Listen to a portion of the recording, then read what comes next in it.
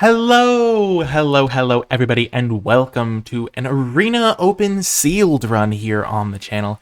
Before I dive in, I will quickly say what this is. This is a competitive sealed event on MTG Arena. If you make it to 7 wins before 3 losses, you get qualified for Day 2, and then in Day 2, if you get to 7 wins before 2 losses in Best of 3 sealed, you get $2,000. So it's a pretty cool event, and it is a lot of fun to play in these high-stakes events.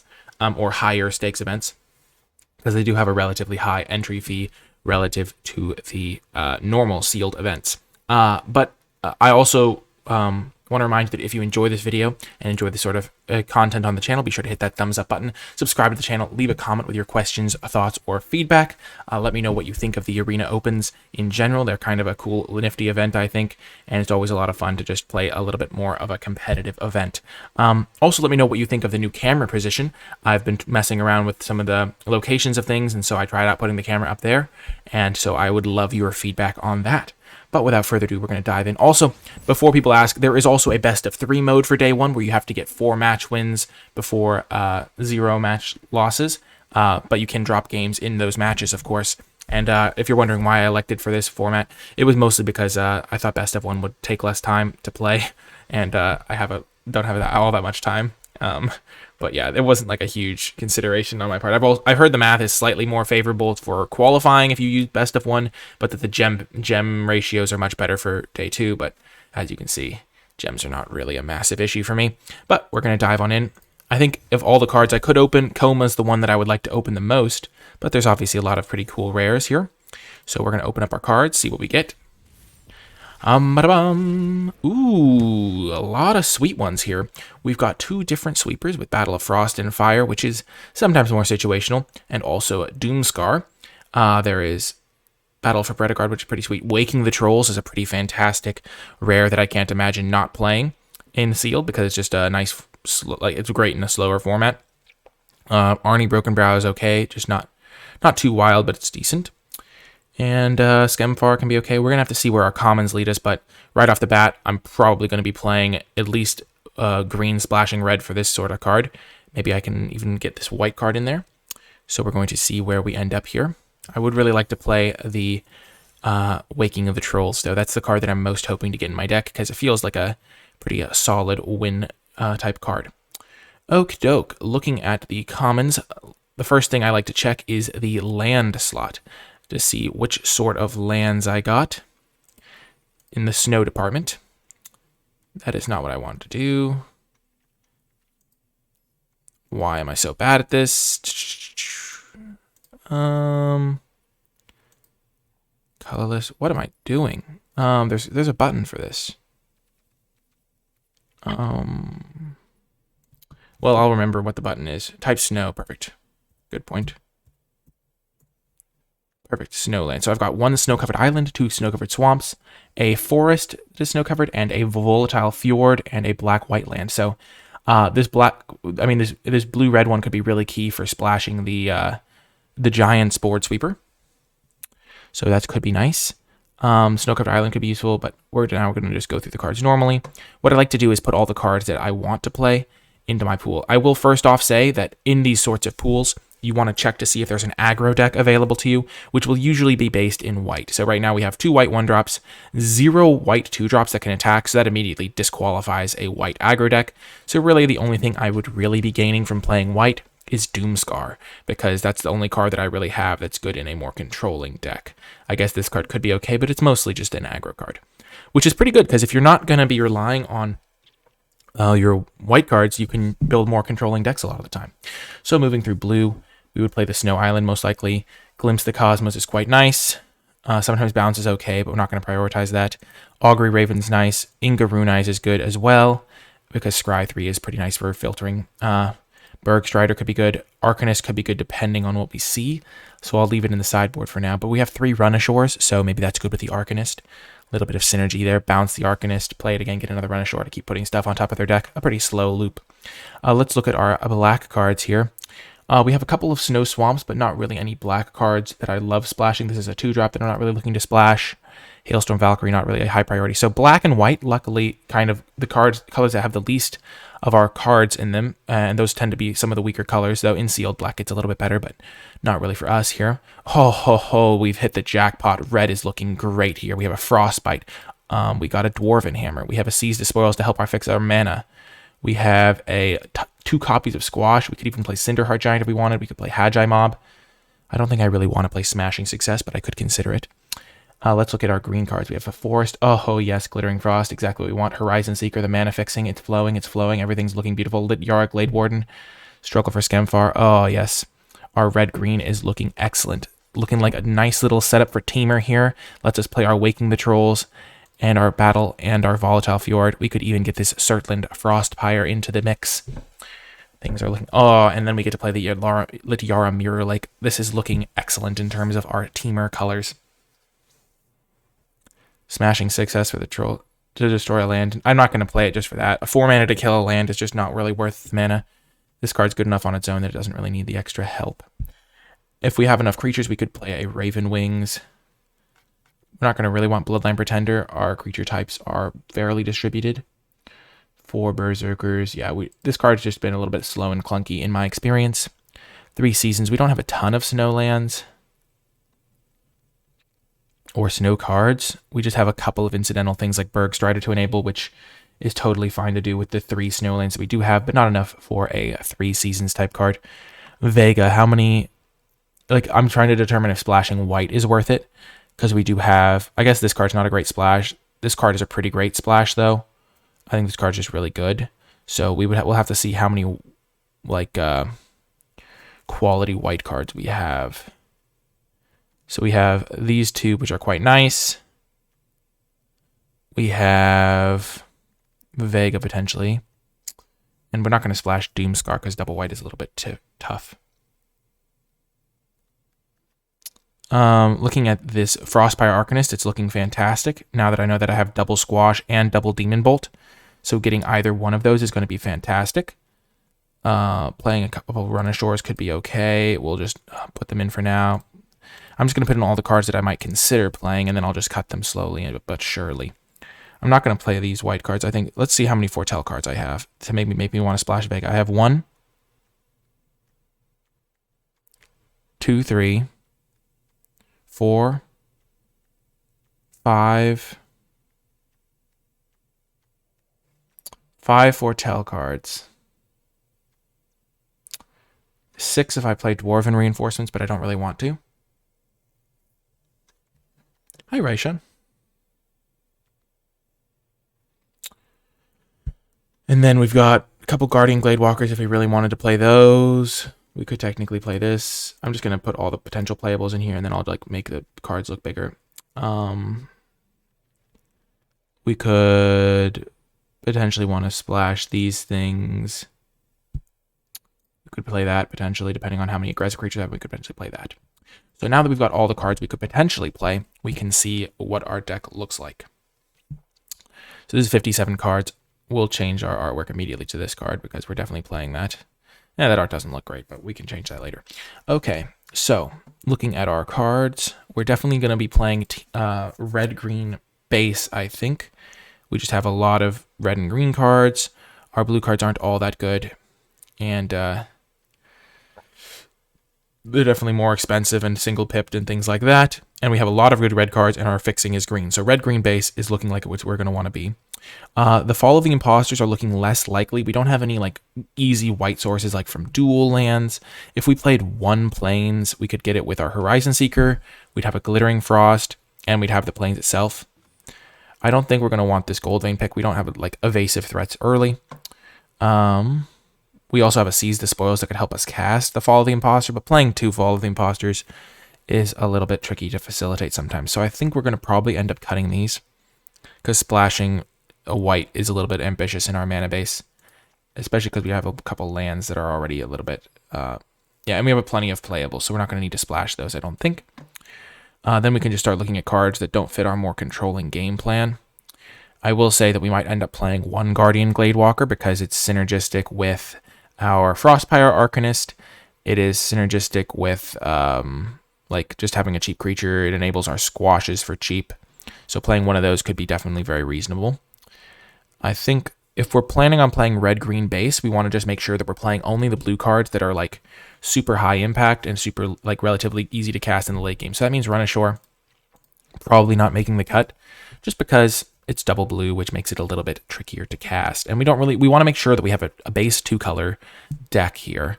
Our green, we could play blue-red base and then splash green, but then it gets rid of a lot of our fixing being easy to cast, like the Glittering Frost, the Horizon Seeker.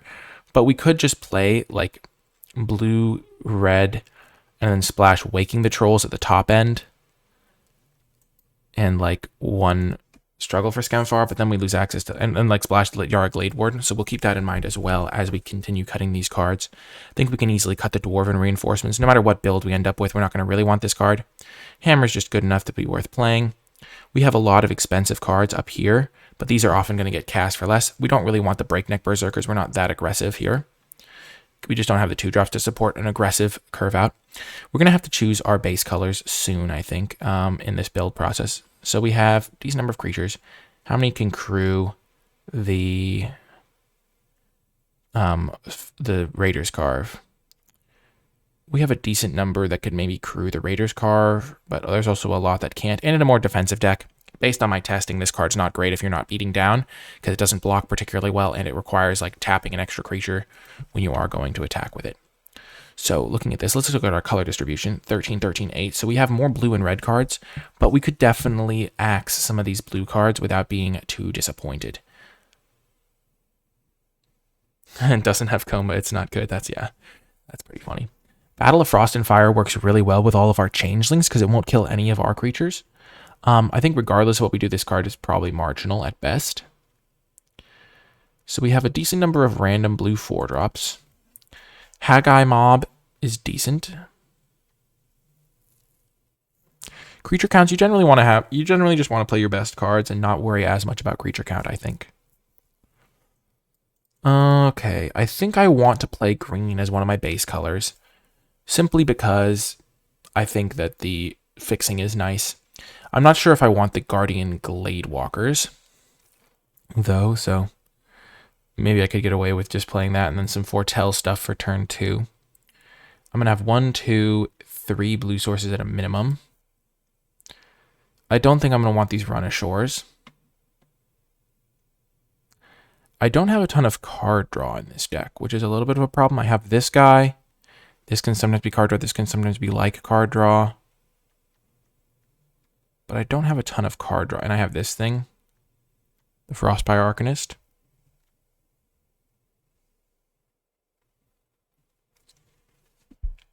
Yeah, I think the Mob could be decent as a top-end card. I don't have that many places to put my mana. It just attacks pretty well. It combines decently with some of my other cards, like Frostbite and things, and it's decent with Raven Wings. Okay, so now I have the tough part where I have to decide on my base colors. And I think I'm going to cut some of these blue cards because they're just a little bit weaker. So if I cut the 3 Run Ashores, or I maybe add back 1 later, I want to play both of these cards at the top. The Kinseekers is decent. I don't love the Yeti. I only have 3 Snowlands. And this one to be a Snowland, and it's a splash card. It's not really worth splashing, I don't think. Kinseeker is also not really a great splash. Sure, I have some 2-drop. I'm not going to splash the Drag or Thought Thief. Kinseekers is a really debatable one. I have a couple 2-drops, Changelings, but I might end up cutting those. I'm going to cut Depart the Realm. Glimpse the Cosmos is a pretty nice splash.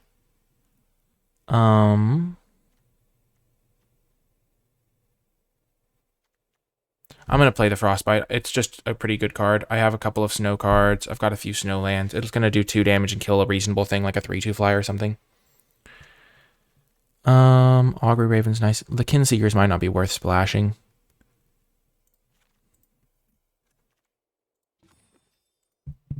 Okay. I could cut Cinderheart Giant as well. It's just very expensive.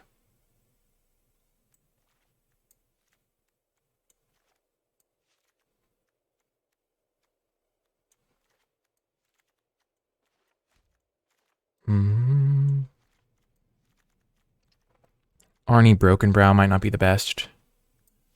It is pretty sweet with some of my other big creatures. So this is my curve of creatures right now. I guess Glittering Frost is technically not a creature. This isn't a creature.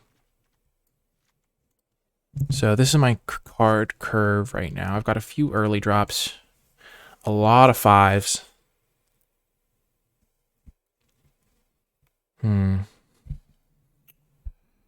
Okay, so what do I want to cut here? Honestly, it's pretty tough to figure out cuts.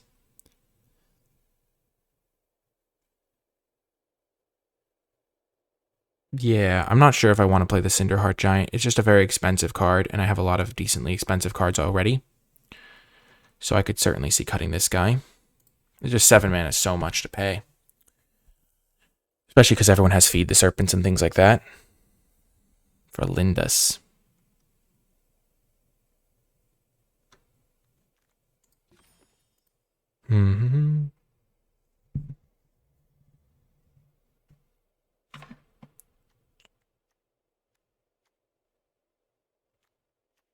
I could probably cut Raven's Wings.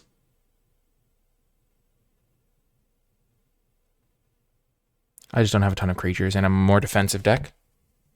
How will I deal with a Lindworm? Squash, baby. Double the squash. Yeah, I cut the wings. And I could see cutting a Gladewalker. I could also see cutting Inga, given that I'm not going to have that many sources of it.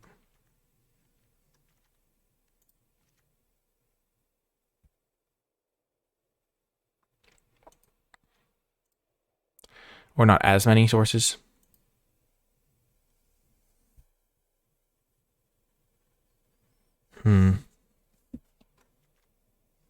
This is 17 lands, 4, 5, 10, 9, 14, 15, 16, 17. I'm probably going to want to play 5 blue sources in the deck. I probably don't want both Gladewalkers. Scry 3 is nice. I don't like that card, really. So Inga is an option. But it's kind of... I want to make sure that all my blue cards are really good. Like Augury Raven is a nice threat and sealed. These are this is card advantage. This is a nice top end card. Glimpse is card advantage. This is a pretty nice sweeper. Also, Seize the Spoils can help me cast like a random blue card, which is nice.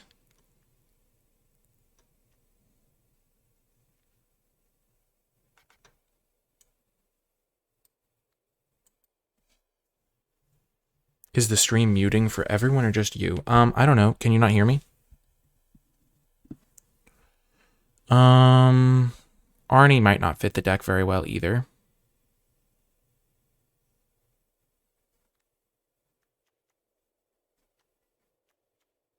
Just a 3/3 haste. It's kind of like a Breakneck Berserker here.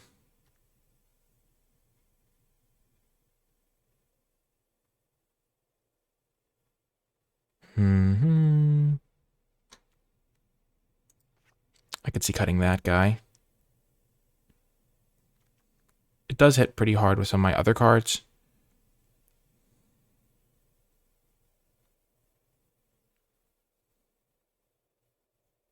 But I might rather have just an Inga.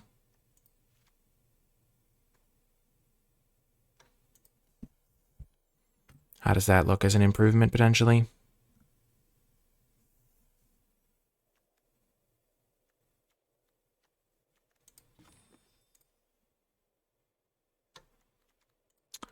I have a couple of 3-drops. I've got Glittering Frost, Seize the Spoils, Demon Bolts to foretell or cast.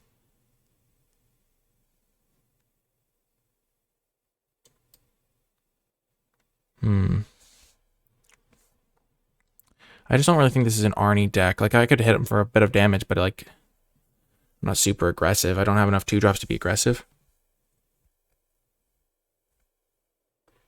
Yeah, I don't think I'm really a Arnie deck. To eat removal spells.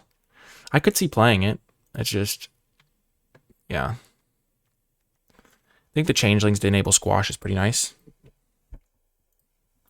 I don't like to count on my opponents making mistakes for my cards to be good.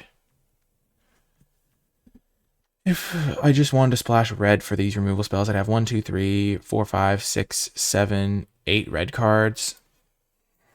And I'd play blue-green base. And then I'd have access to 1, 2, 3, 4, 5 more blue cards.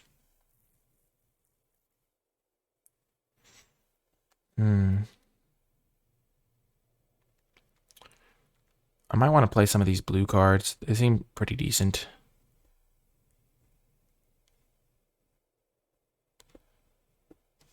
I'm not playing any of those cards, though. I think Arnie works better in a Raven's Wings deck, for sure. This card could be pretty good for me, because I have a decent number of changelings.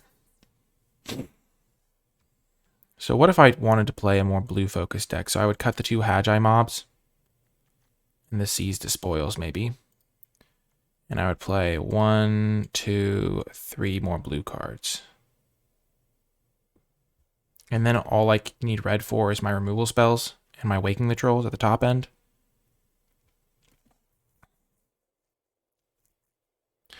And I could even play a few of these to work with the Arcanist.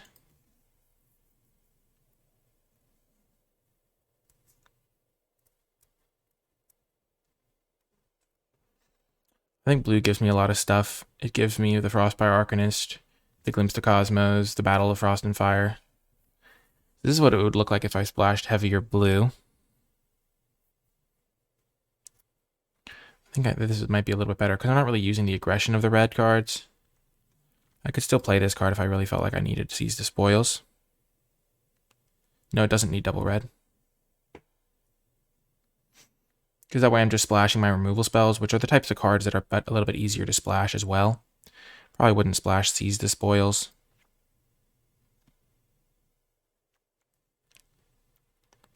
This could be a little bit better, I think. Because I'm not really using the Hagi mobs that well, and I already have a lot of 5-drops. And so playing a version like this could work a lot better. And it's also easier to cast my cards that I care about casting early, because I'm more going to try to save my removal spells anyway. Yes, I do. That is true. But I'm not going to cast it until I've already cast a Squash or Demon Bolt, so a little bit worse on that front. So what I would do with this field is I'd probably cut the Run Ashore. I'm not cutting any of these cards. I'd probably cut the Yeti, yeah. And I'd probably cut Kinseekers.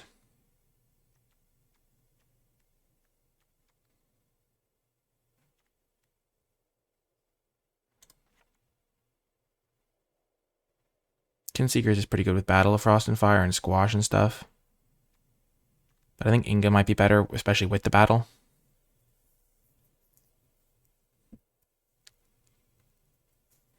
This might be a better build.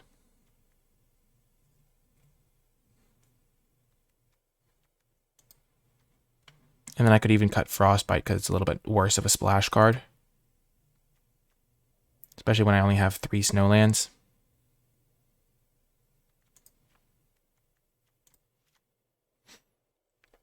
I might want the Frostpeak Yeti.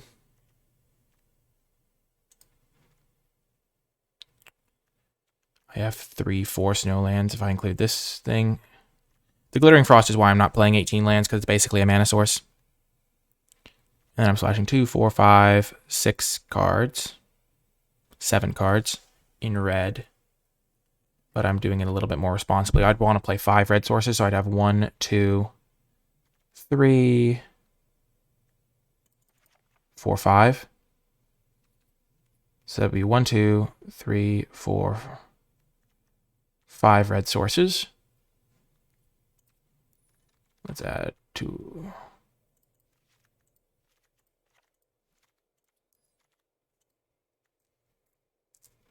Bloodline Pretender. How many cards of creature type do I have? I have 5 shapeshifters and 3 wizards.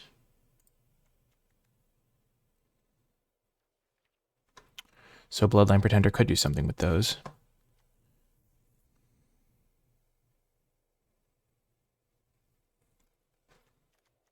It's like just not a great defensive tool, but it could be like a win condition type card. It's just you kind of have to play it early. I think this build is a little bit better than the red build because I don't really maximize the Arnie at all or the Haggai mobs because of my curve. Yeah, it does clog up the ground, and I have some changelings to curve into it. The Frostpeak Yeti's a real consideration for me, I must say. But it's more of an aggressive card than a defensive tool, and so I'd rather be more defensive with these things. And it's pretty much the same slot that an Augury Raven fills, and I have Dwarven Helm to help push through. Got a lot of interaction which in this deck, which I like. How many creatures are there? There's 11. But this counts as a creature. This is like a creature, kind of. Double Grunashore might be a little bit much. But I do like that it works with the Arcanist.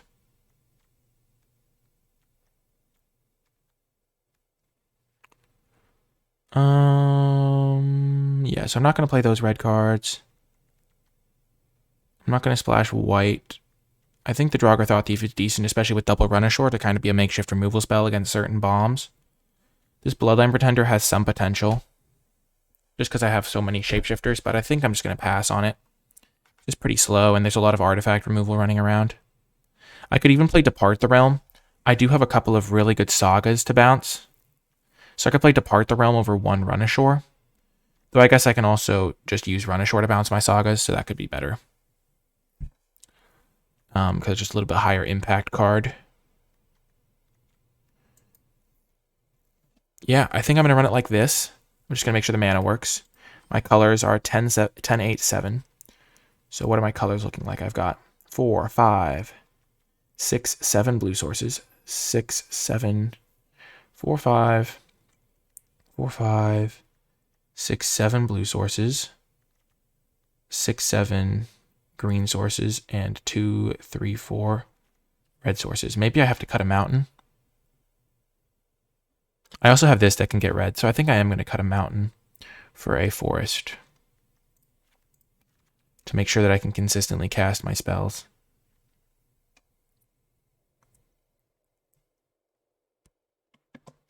Four, 5, 6, 7. And then a lot of my cards that I really want to cast early are green. So 7, 8 green sources. So I think this is going to do it for the build portion. We might change it if I learn some information during the matches, but as long as it's working, we're probably going to stick with this. And I'll see you folks in the matches. Before I get to the matches, I want to give a huge shout out to all of the patrons who support me and my content over at patreon.com/NicolaiBolas. Special thanks to those at the credits level and to all of the new patrons who helped me reach the microphone funding goal. It is thanks to the support of patrons that I am able to steadily improve the quality of my videos and produce as much content as I do. Even just $1 a month goes a long way, and there are a host of cool rewards that you gain access to by becoming a patron. If my content has provided you with some value, please consider supporting my work on Patreon. It really makes a big difference. Without further ado though, let's get to the matches. Welcome to round 1. On the draw with a great hand here. All of our colors. Start with the tapped Lidyara Mirror Lake so that I could potentially curve out Gladewalker into Draugr. Though I would probably rather play the Horizon Seeker on turn 3, so I want to guarantee I can do that. So I'm going to play this land tapped so that I can play this Horizon Seeker for sure next turn.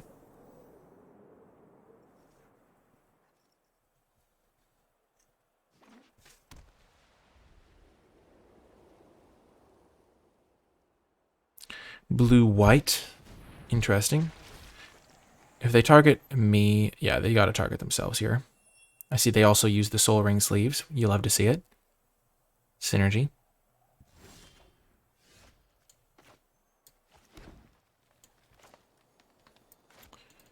I kind of want to be able to trade with this, and I'm going to hit a land drop next turn to play Inga. So I'm now just going to play the Draugr Thought Thief. Targeting myself. Keep that on top. I do want to hit my land drops for a little bit here.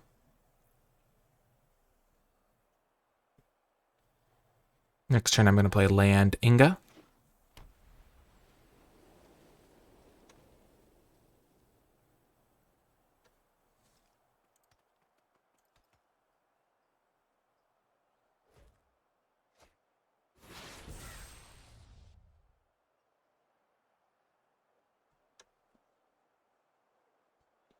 So they have 2 cards foretold.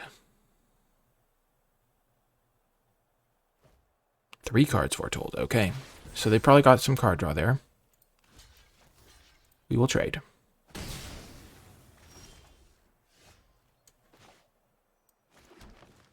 I'm changing my mind on the Inga versus Horizon Seeker argument because they don't have a creature in play. And so this way, if they do play like a cat, like a 3/6, I can play this and then squash it. And I want to make this thing a little bit bigger, I think.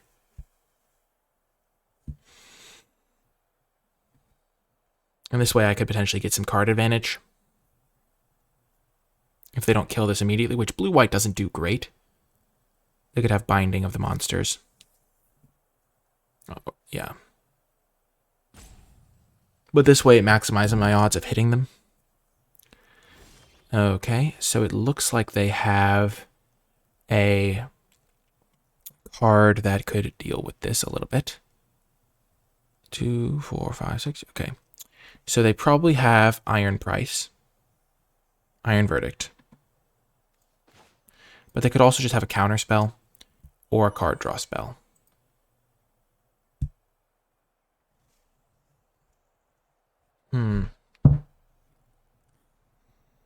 They could also have Doomscar. That is true. That is very true. So do I want to attack here and expose myself to that?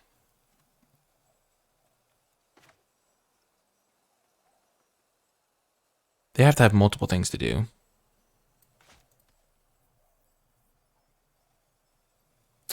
I think I'm going to attack. I'm not missing a land drop, so I can probably just play Inga. I don't really have a good follow-up play to this other thing.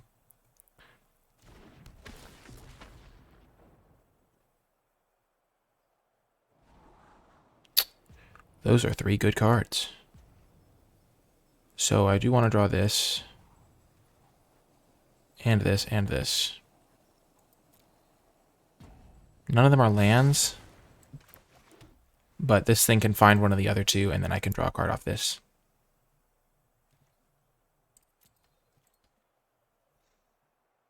They probably have Behold the Multiverse. Or a bounce spell of some kind. Oh, they just cast one from hand. Interesting, interesting. Very intriguing. 2 to the top. Okay. They drew both the cards. Maybe they want land drops.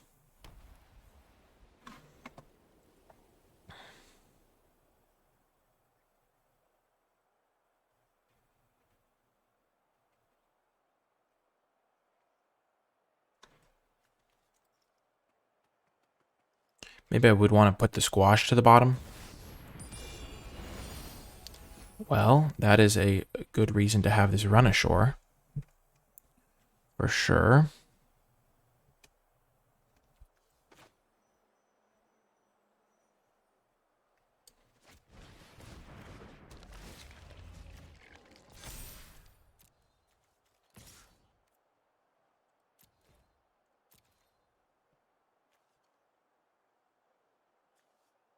Okay, I can do this.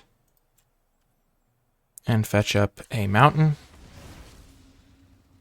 So now I have double of every color.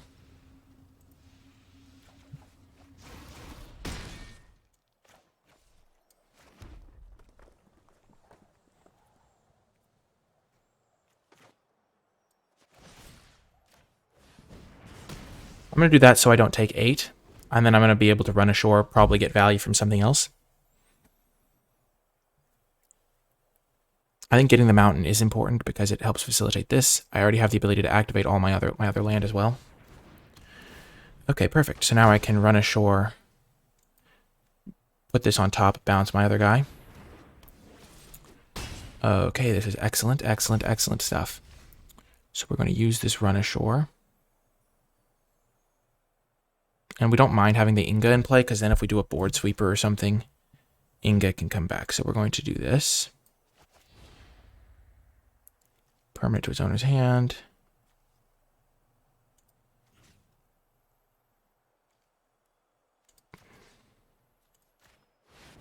We'll bounce our own guy. I'd rather get the card advantage, and the Inga doesn't have like as much of a threatening effect.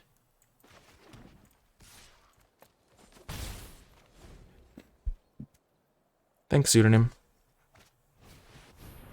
Sure thing. And I can always use the Lityara mirror like to copy the Inga if there's some things that are dying.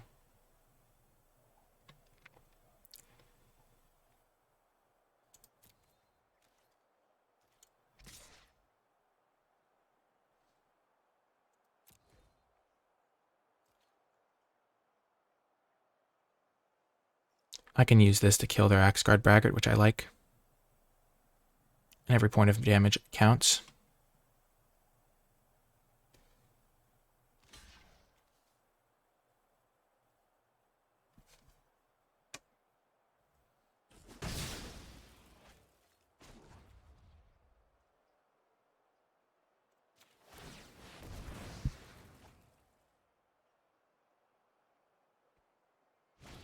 Sure.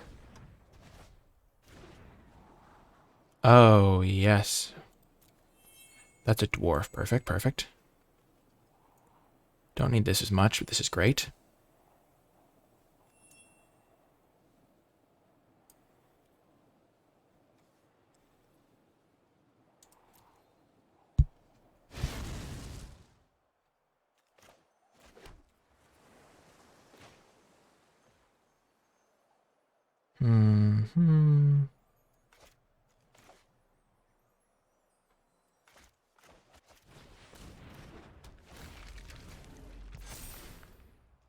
We're 0-0, Hamani.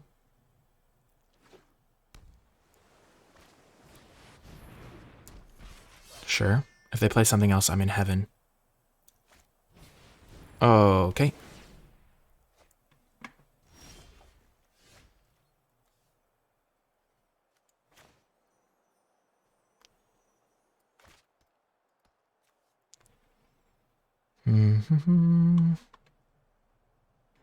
I can still kill that next turn with this. So this will be a setup turn for me. Squash is great.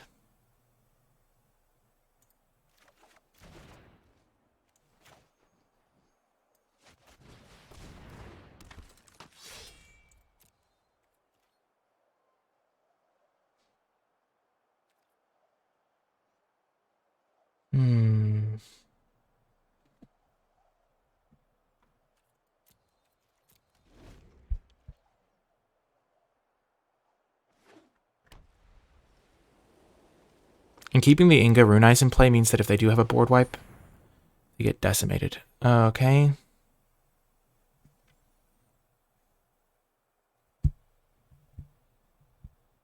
So I can 2-for-1 them here.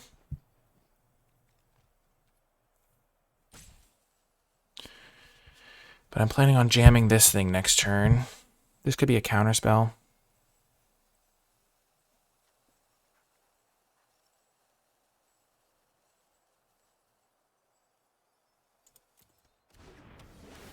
Gonna let that resolve. I don't know if this is a counterspell. I think it's probably Iron Price.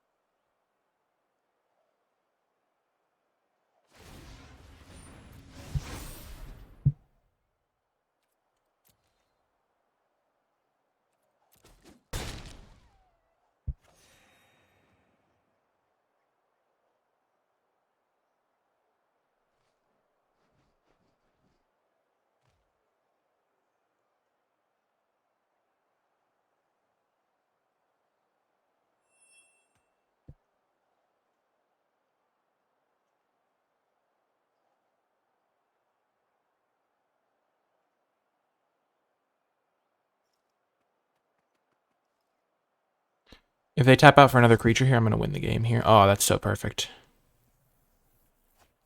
Okay.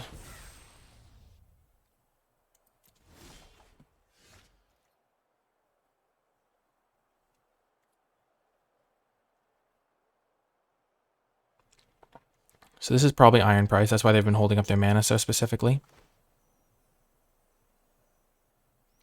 And I'm going to do this pre-combat so they can't gain an extra 4 life. I do draw 3 cards here.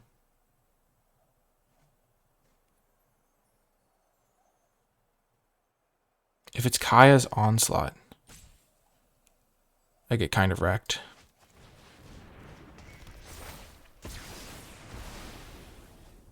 Huge. Absolutely massive.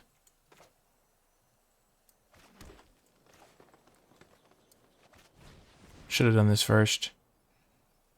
I have a second Run Ashore in my deck, so I'm going to get that. Actually, I've already used one Run Ashore. Okay. A little bit of a mistake there, probably. Opponent concedes. Let's go. Battle of Frost and Fire, clutching it with Inga there. Pretty happy of how I played that one. Second Starnhelm Unleashed. Not as much.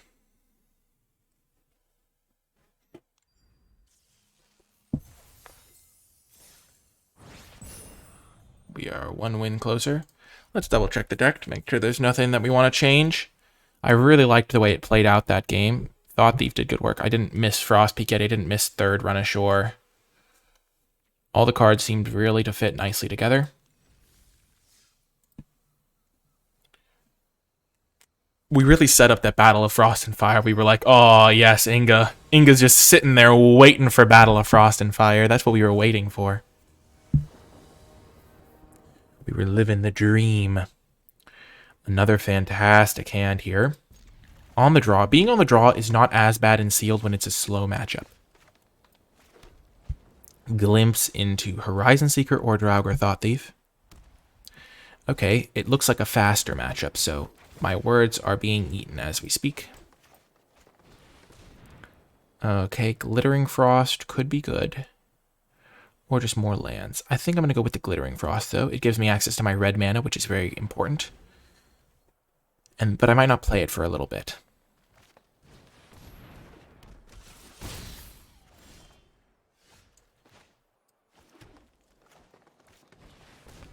I'm going to target myself.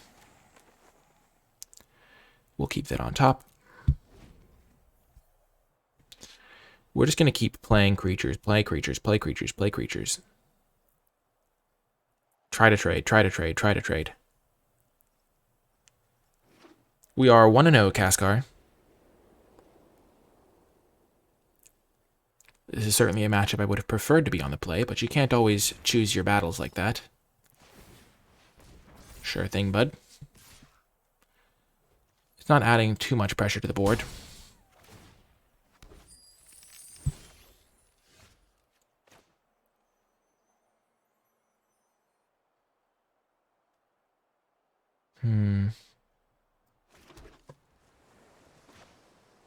I'm going to do this.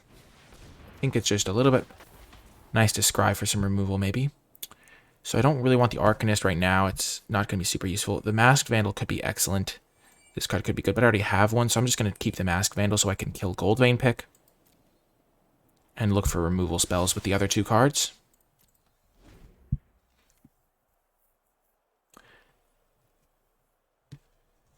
Or potentially Sagas or things like that. Masked Vandal seems quite nice here.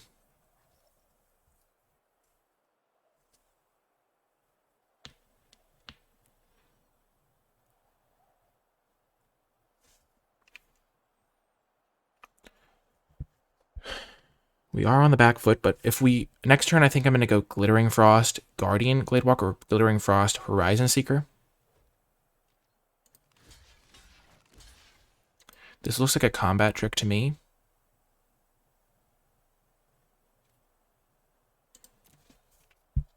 But I'm going to at least be able to get the Masked Vandal to kill their Goldvein Pick then. Wow, they trade. That's huge. That's quite good for me. Sure, it might not look like it. They traded their 3-drop for my 4-drop, but they had also invested in mana equipping. Okay, Grizzled Outrider. Sure thing, bud.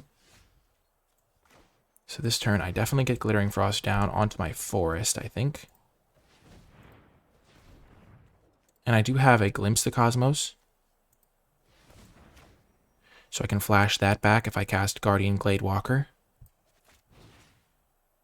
No, if I cast Masked Vandal, I think. Target the forest.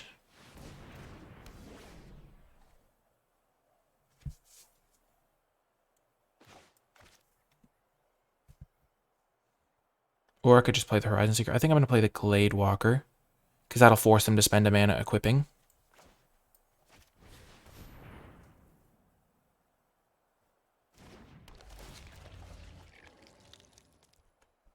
I'm going to put the counter onto itself, I think.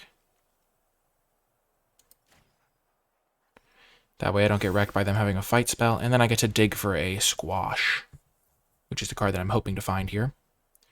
Booyah. It is all going as I foresaw.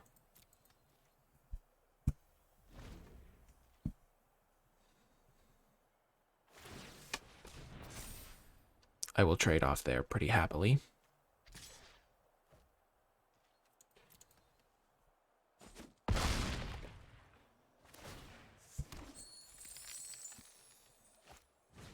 Starnheim Courser, sure thing. Demon Bolt is excellent, so if I squash here, I'll have 4 mana left over, with which to foretell Demon Bolt and Masked Vandal their equipment. So that is great.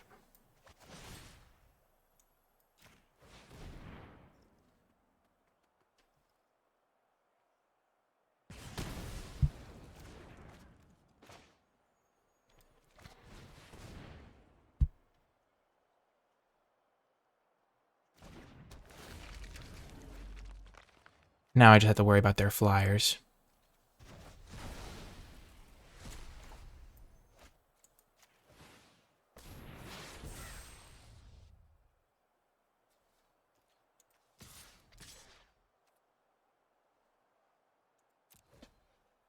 These are fairly reasonable trades for me to make. Putting the pressure on them is nice. Sculptor could be pretty scary if they draw a Snowland and try to slam a... what's it called? One of the big flyer, the big ground creature, the 6/6. So I'm fine trading a 3/2 for a 2/2 in that case, because that card could be a little bit scarier than my 3/2, which has implied threat, but not really a major threat. This turn I'll jam Berg Strider. Lindworm's the card I'm thinking of for sure, yeah. Okay. And I exiled, so they don't even get value from that. Perfect, perfect. So we're going to play this guy, pay with Snow.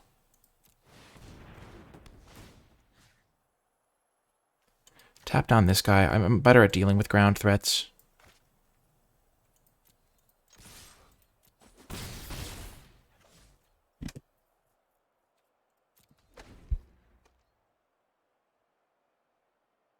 I am a little bit worried about a pump spell, but I'm more worried about them having an aura or something. Oh, baby. So now we can protect our guy. We are on a little bit of a clock, but we have them on a faster clock, and I think it's worth it. So we have to draw another removal spell, but we can get the job done. Oh, yes.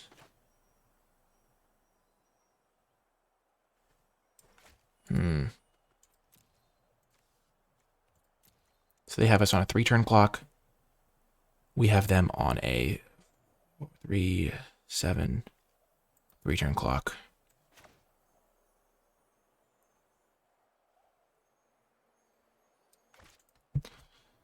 I think Waking the Troll. So 3-7. Oh, no, we have them on a 2-turn clock if I play this guy.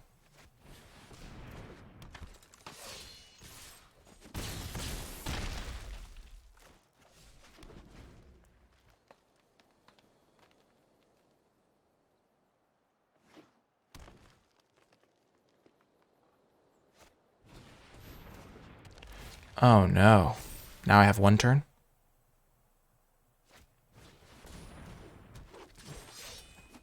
Big top deck. Ooh, just short, just short.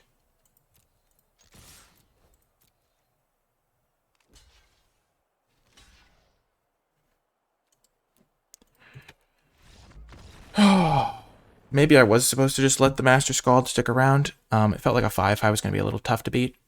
I didn't have the Waking the Trolls at the time.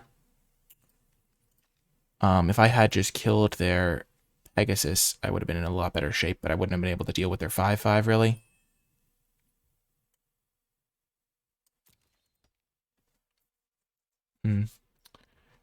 But that's how it goes sometimes.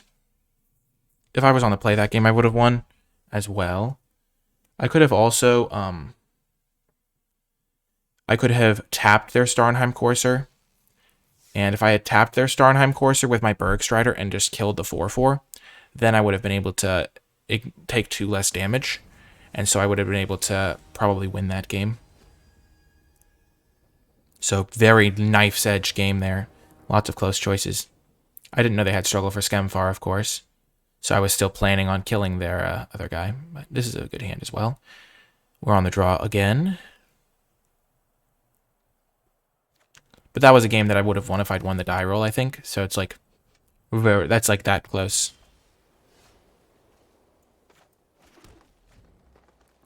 It is not Maze of Death. It is not. If someone really cares that much enough to snipe me at the cost of their honor.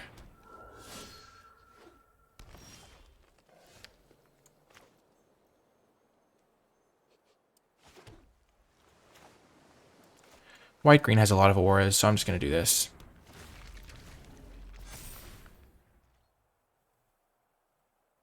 Yeah, well, I'm all good with it, chat. I get to hang out with all of you folks.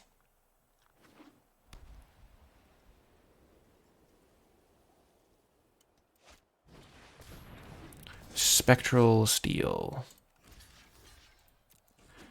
We will chump block so that we can Masked Vandal that.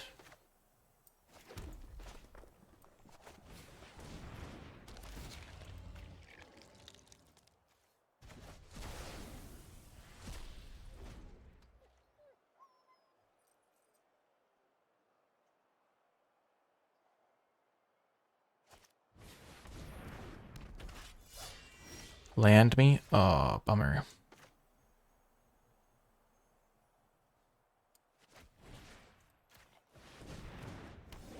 That was a pretty disappointing time not to draw a land. Ugh. Bummer. Keeps 3-lander on the draw, gets punished. LOL. It happens, though. This is where you have to really battle. When adversity strikes, the people need a champion. A hero who can lead them to victory. If they spend 2 mana to make a 1/1, I'm pretty happy with that. Okay, there's the land. Perfect, perfect. We are coming back into it. We'll play a 3/3 because it blocks things quite well. So they'll have to tap that, and then our 1/3 can block their 2/1. In time. Enshrouded by the mists of time. Oh my gosh, what are they getting?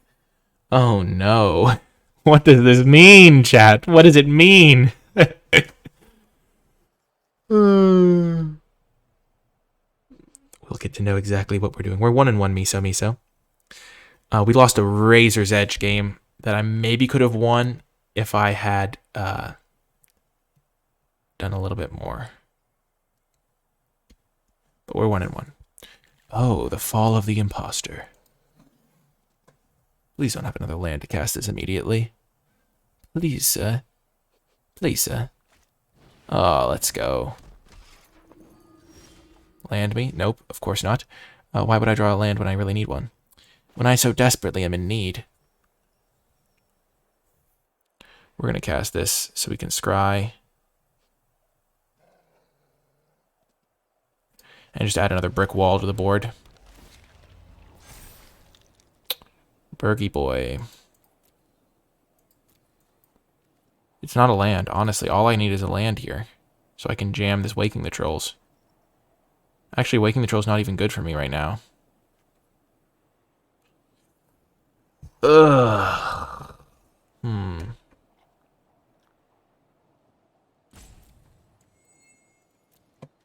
I'd rather just jam that guy, I think.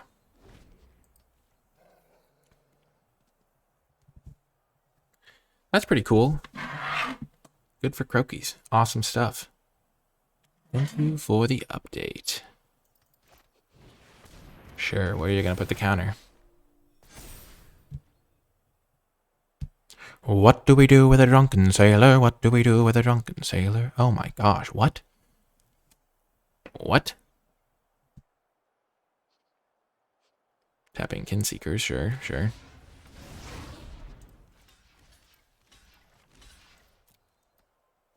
I'll trade my 3/3 for your 3/4, buddy. Sounds good, man.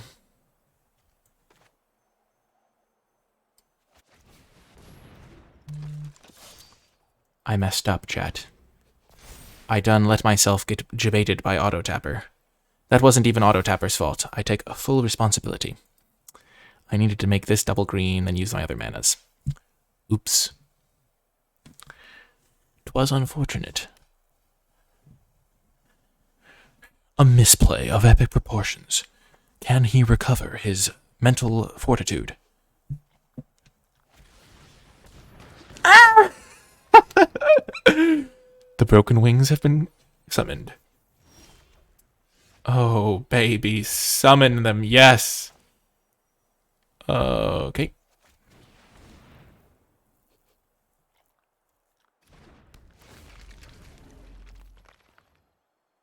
So they can kill my Horizon Seeker, but that's okay.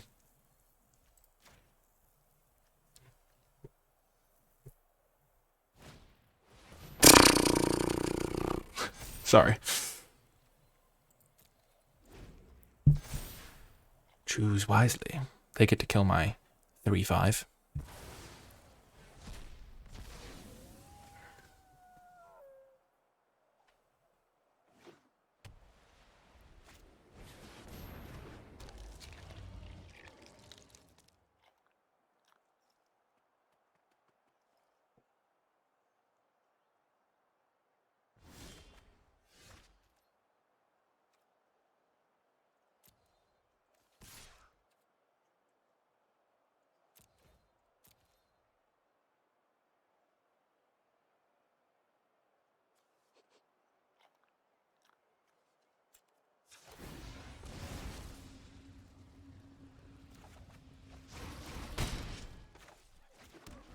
I did potentially botch this a little bit. Just a tad, as they say.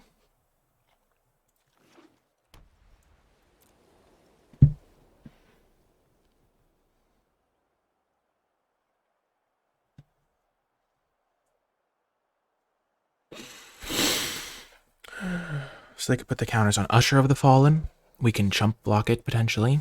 Or we could just take 5 and then Battle of Frost and Fire to sweep it away. Oh, yes, Battle of Frost and Fire is looking very attractive right now.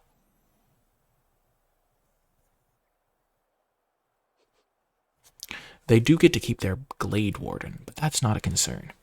I think I will chump just to save 5 damage, because the only way I lose is to some stupid flyer or something.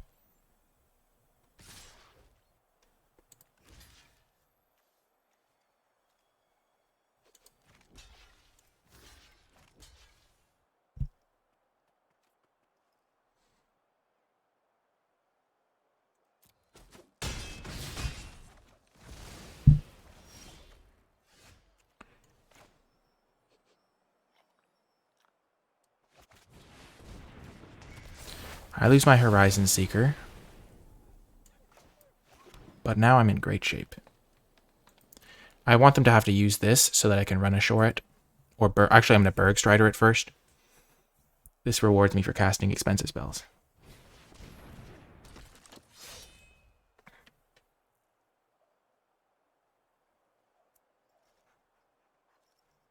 Are they going to put the counters on the Seeker? That's the real question.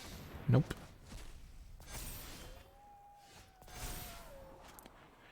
Nope, nope, nope.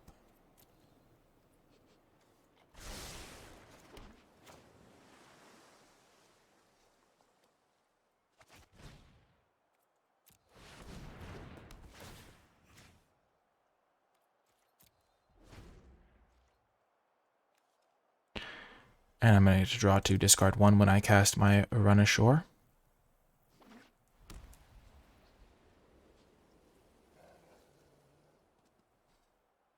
More land is more trolls. That's one way to think about it.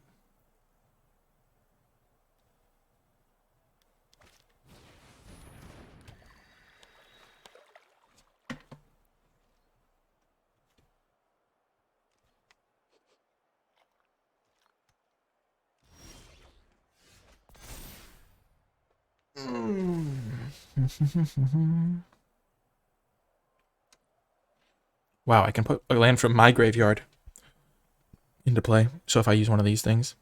So I'm going to play this.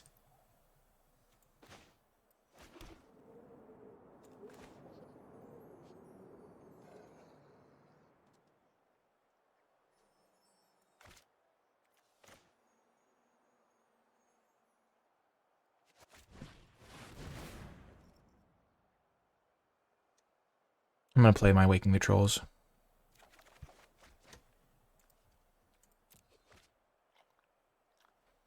I will blow up a forest because they have already got a lot of plains. 3, 4, 5, 6, 7, 8. And this should seal the game up. So 3, 4, 5, 6, 7, 8, 9. And they have 5, 6, 7. And I'm going to get another one. So no attacks. We'll just let the trolls win us the game. I'm a little bit afraid of Starnheim Unleashed as a mythic. But generally we should be pretty solid here. Ah, Master Scald. Sure, sure.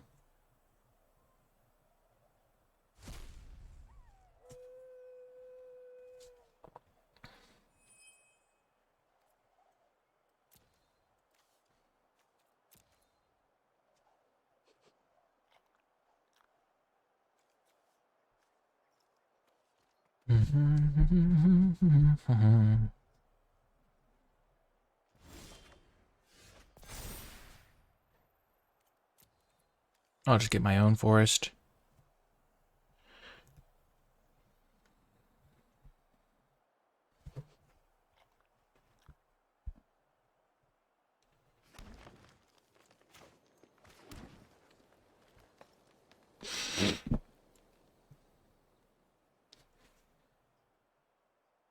I think I want to Demon Bolt this thing. I have 3, 4, 5, 6, 7, 8, 9, 10 mana.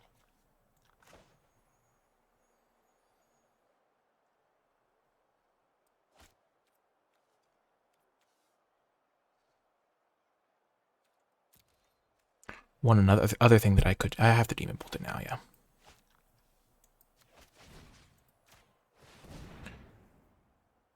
They can pump it with, but it's a sorcery speed. And they could pump it with this thing, so it would be out of range, so.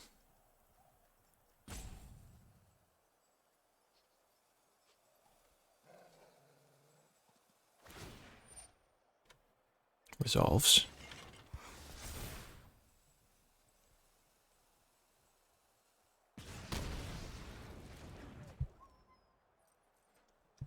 And then I can do this on their upkeep. After their draw step.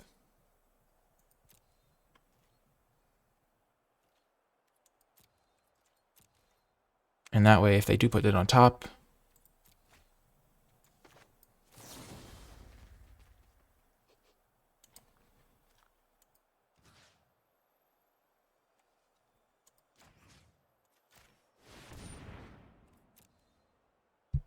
and this way I can put it back on top with this.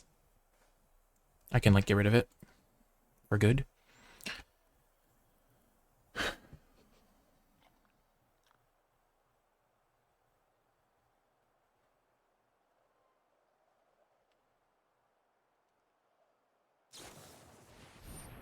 Revitalize, sure.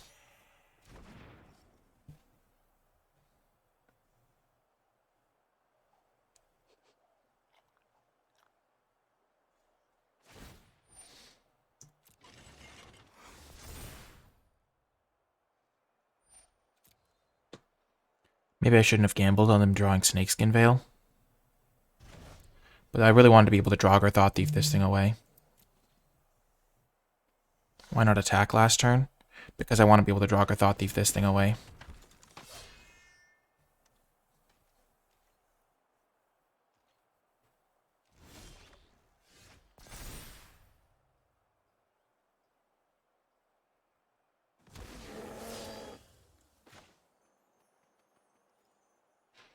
And now I don't really care about this thing.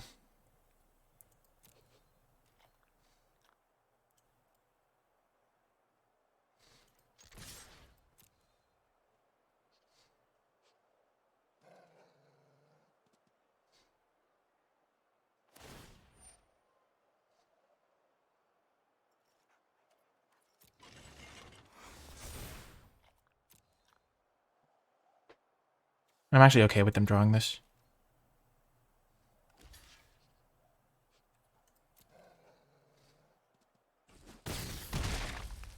And now I can activate this thing. Clear away all of their stuff and only one of my things. Glimpse is great. Both of these are great.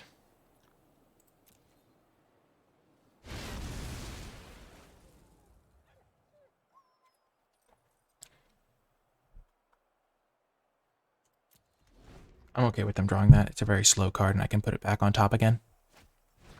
We are currently 1-1, but we're going to win this game, and then we'll be 2-1.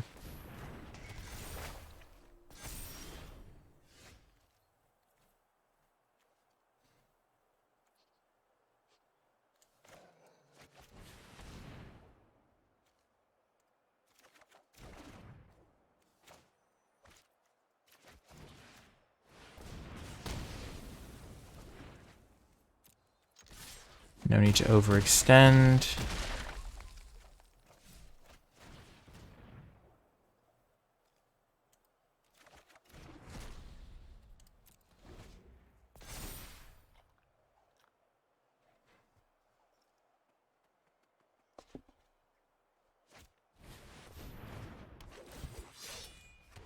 They are currently dead. Because these have trample. Good work, team. Oh, got a nice little win there. The old victory. Strumming on the old banjo.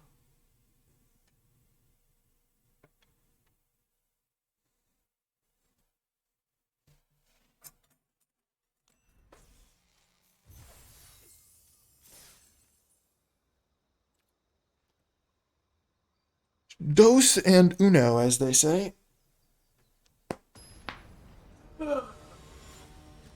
Kimasabe.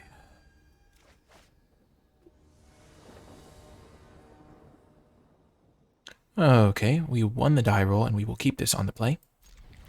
We have Glimpse, which is a very powerful card. We even have Squash.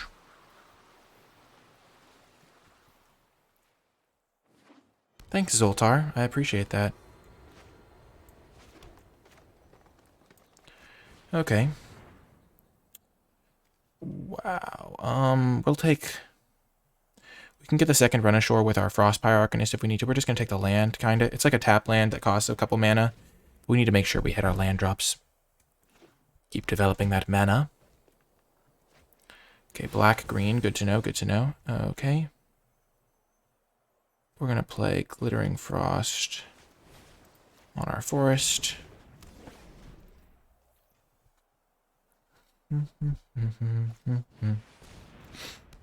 Sure thing. We don't have a way to stop that, so we are going to just be okay with it.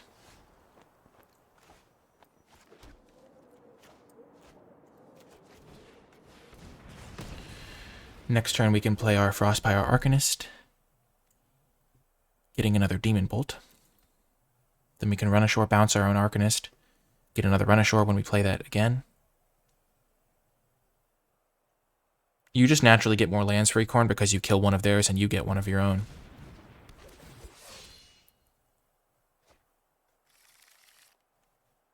Okay.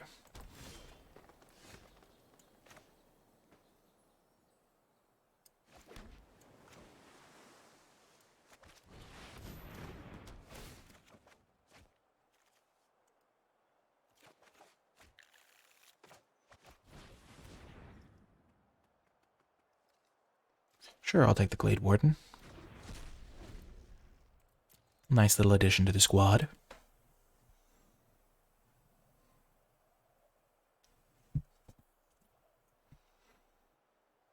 So they're playing Abzan.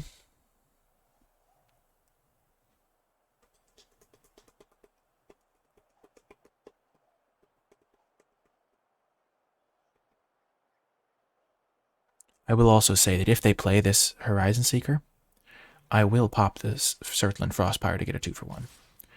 I'm not above the simple 2-for-1s of life. Or, in this case, this other 2-for-1.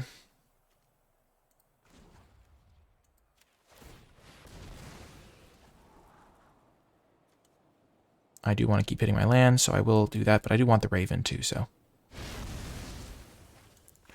It's important not to get too greedy with these things, because they know that I have this Pyre because it's in play, and so they're not going to overextend into it. They'll just play like a 5-5 or something. Exactly, exactly. Perfect, perfect.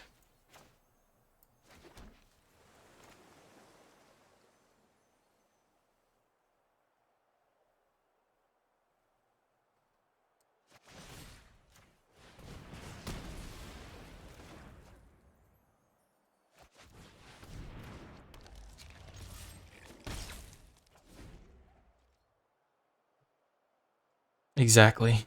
On cue.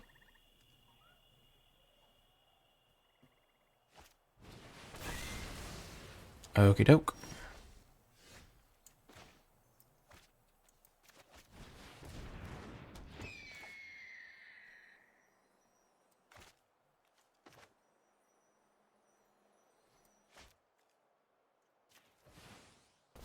I'm a little bit worried about them having a discard spell or something, but I can't really play around it.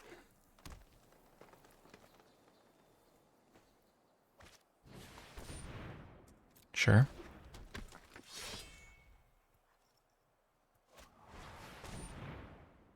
Sure.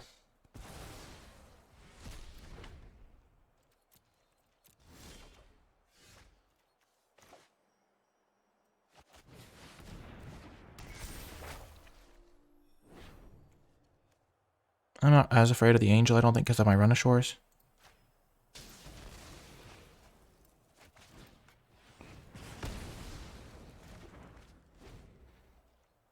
Four, five, six.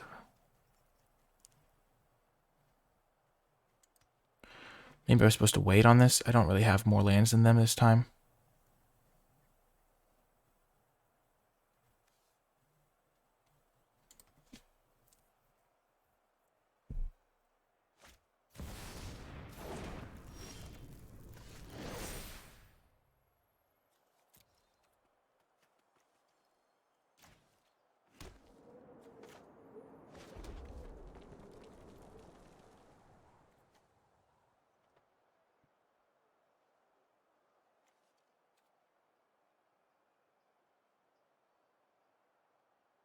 I'm going to bounce this to my hand, I think.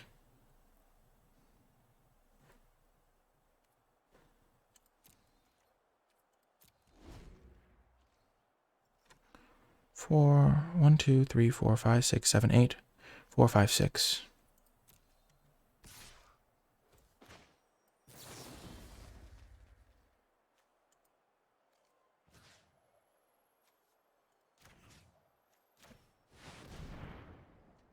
And then I can kill one of their black sources so they can't cast it again.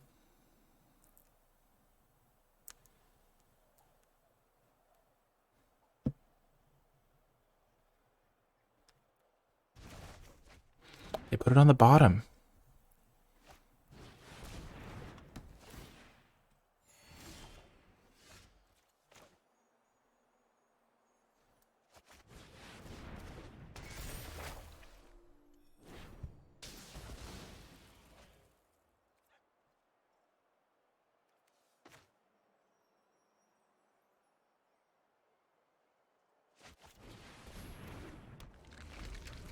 I'm going to chump. They knew that I could destroy their black source, it seems.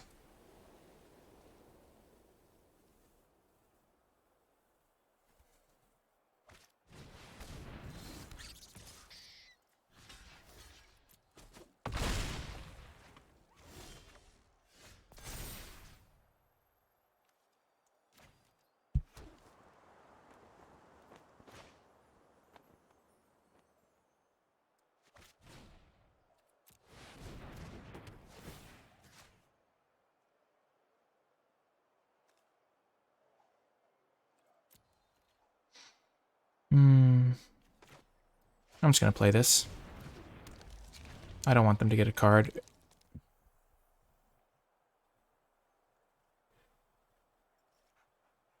Oh, you're right, Dorito Corgi. I messed up. Oh.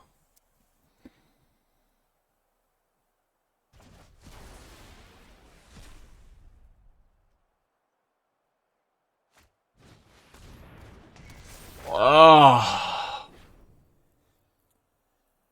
Wow. Brutalized.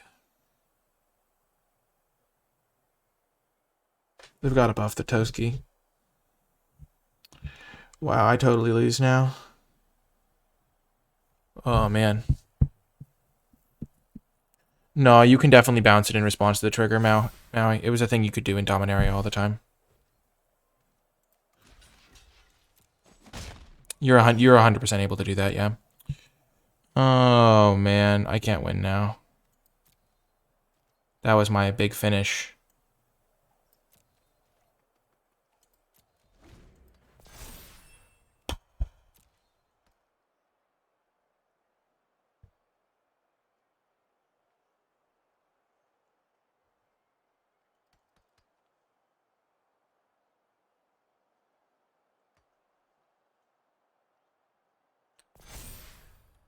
Oh, man, I messed that up.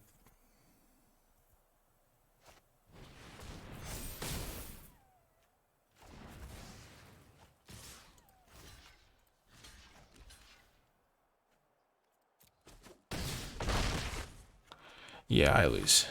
Yikes. The Masked Vandal cost me so much. I would have made 5 trolls or something.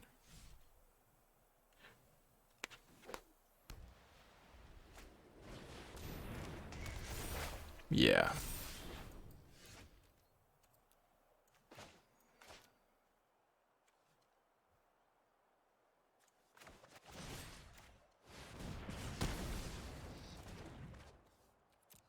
I mean, I don't think I can beat a 3-3 Toski.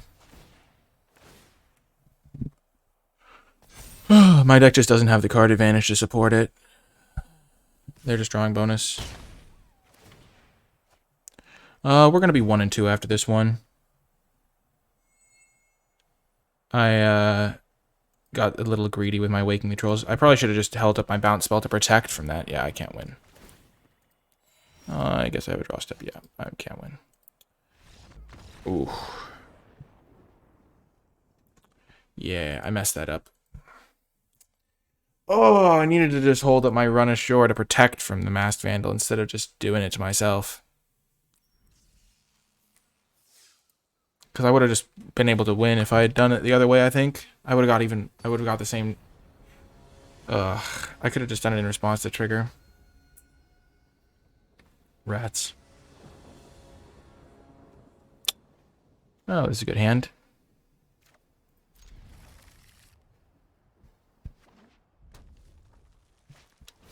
We don't have a blue source, but we can find one.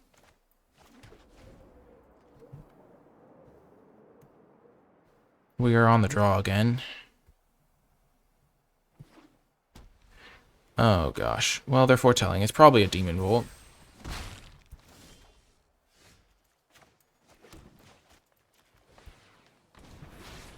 We're 1 and 2. Oh, hi, Strickler.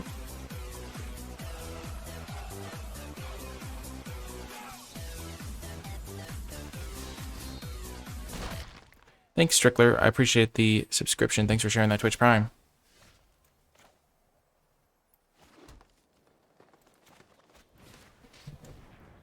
Yeah, we are in trouble because this is a Demon Bolt. So they're going to kill our Glade Warden.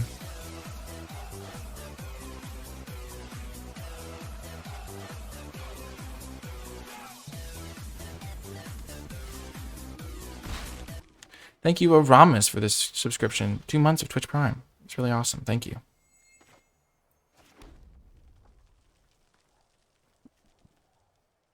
If one of these things is going to get Demon Bolted, I want it to be this thing, because this way if I top deck an island, I can double spell next turn.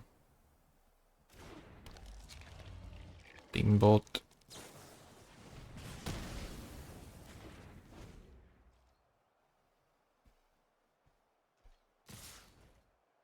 Yeah, I'm not super worried. I just, I kind of was just hoping they didn't have Masked Vandal. Oh no, there's another Demon Bolt.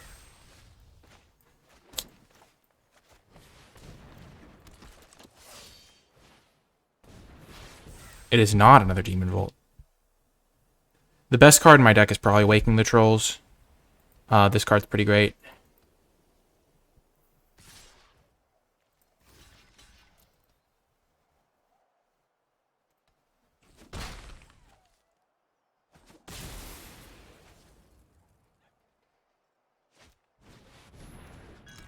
Sure, Cosmos Elixir.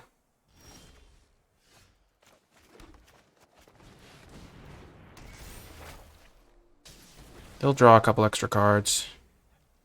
But I could probably win off of this.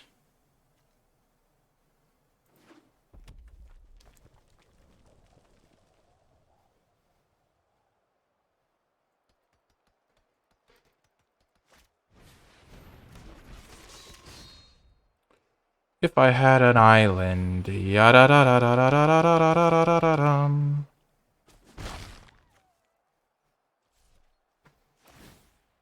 I really need a creature here.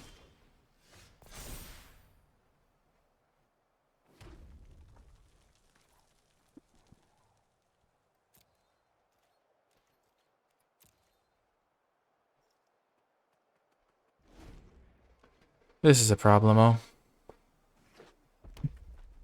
We did, yeah. We're gonna make 2 trolls.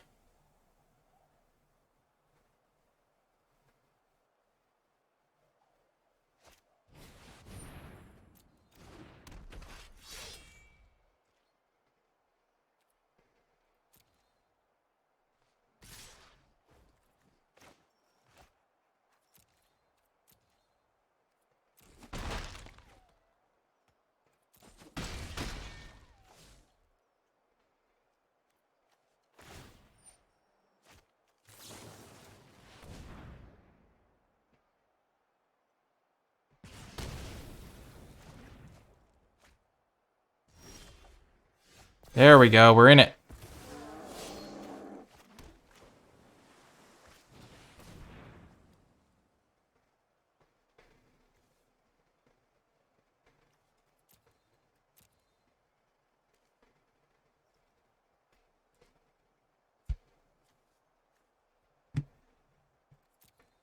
Do I need the giant more?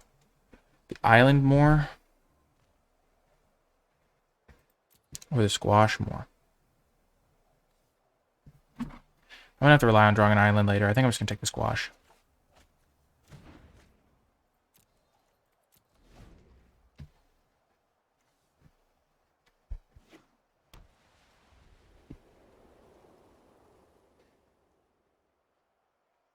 Yeah, giant does let me recast, but it lets me recast over a couple of turns, which isn't ideal. And squash protects me from them having like a run amok this turn.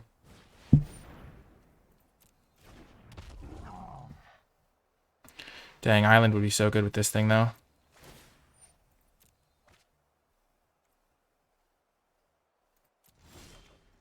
Oh, devastating.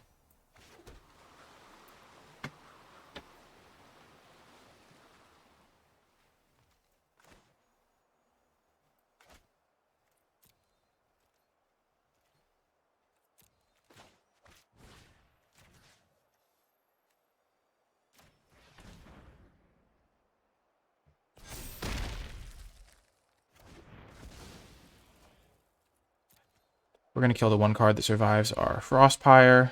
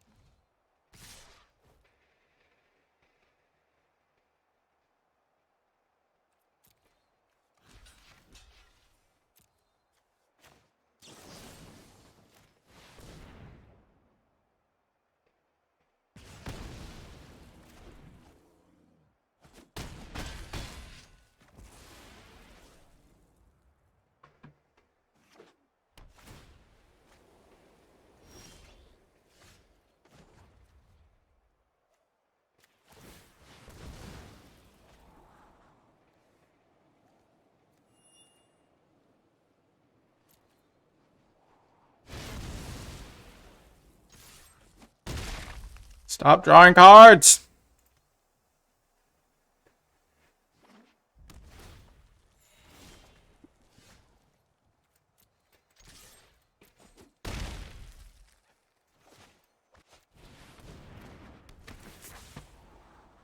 Oh my gosh. I don't think I want battle because they're not going to get a big board again. And then Frostpower Arcanist can get the other one anyway.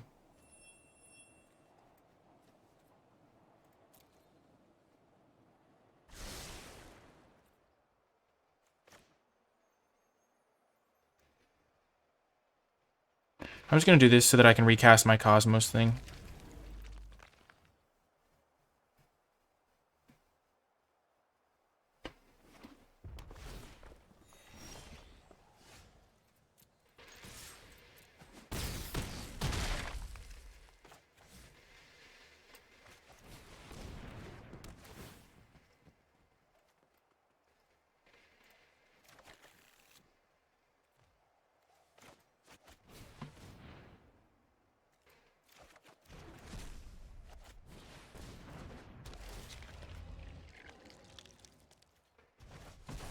Three, 4, 5, 6, 7, 8, 12.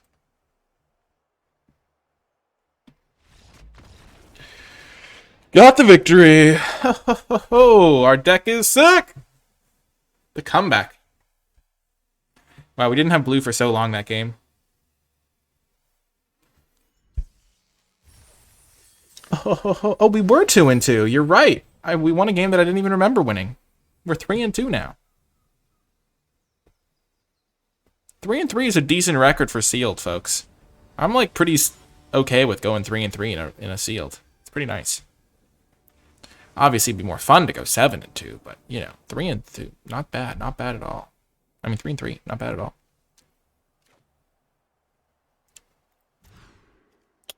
This is an okay hand. We're gonna get rid of a forest. This is not great though. This doesn't have any of our good cards in it. We could have ditched a Masked Vandal. You have to go 7-2, Smelf.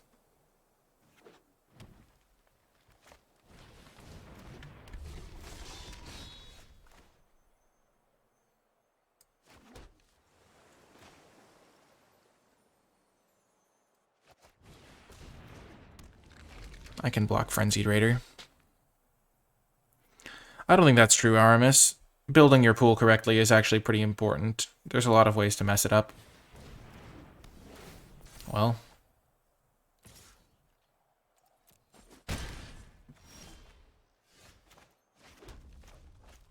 It also lets us cast this thing on curve. And get another Demon Bolt.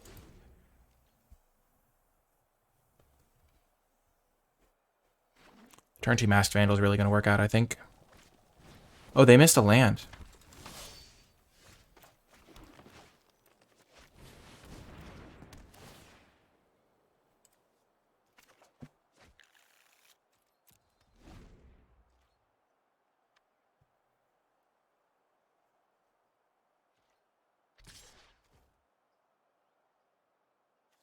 If they have +3/+3...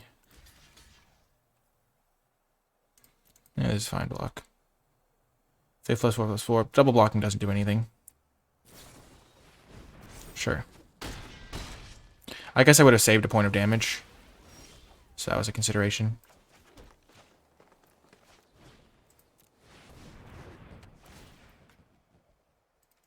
They're still mana screwed, so we can maybe finish them off with this hammer and stuff.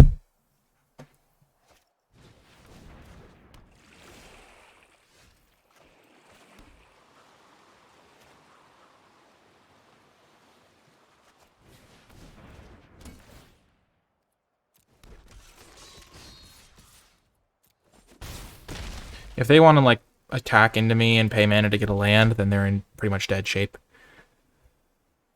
Apply hammer to face. And I have double blue, so I can run a shore bounce 2 of their blockers. Then Demon Bolt whatever they play the next turn.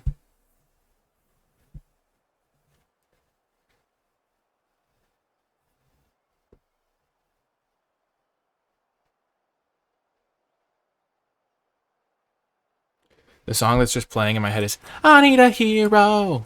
Aw, man. Shucks. That's a little bit tougher.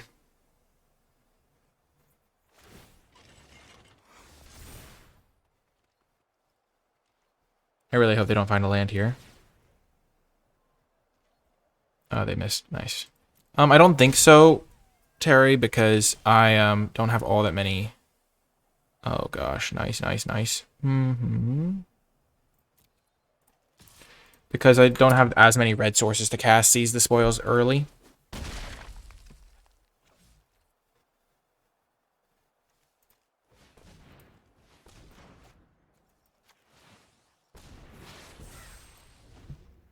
So we know they're not drawing a land here.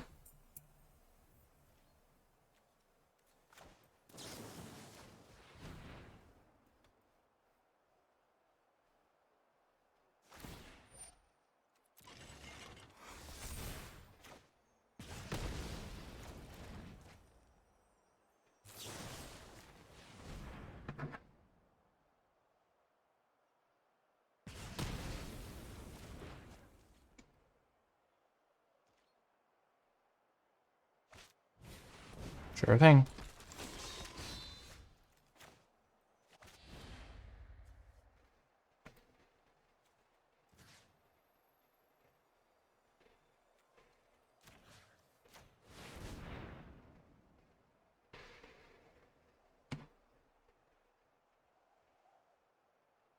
Imagine waking the trolls now. Oh yeah, that'd be devastating.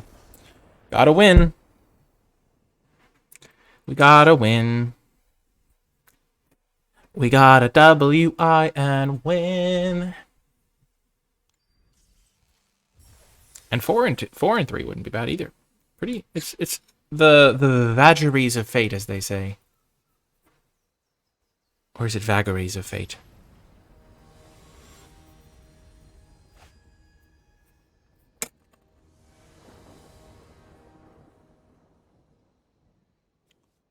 We'll keep this. We don't need red till a little bit later. Looks like they're mulliganing. Always good for the home team. Runashore has been performing pretty well.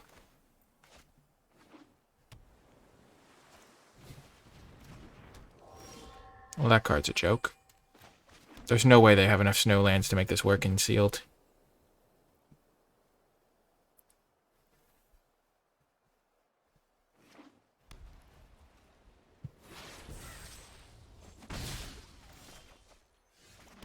So they've mulliganed and then they played like a blank, so we're chilling. Nicolai on the draw, Bolas. I think I've lost every die roll but one, but you know, I don't really I try not to keep track of that thing too much. This is kind of a funny stat. Oh man. Will I ever be able to defeat a Raven's Wings?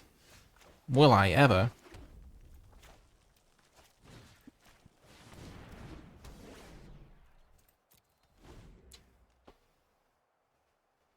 We are 4 and 2, Phrasing Boom. So if we win 3 in a row, we qualify for day 2 of the competition.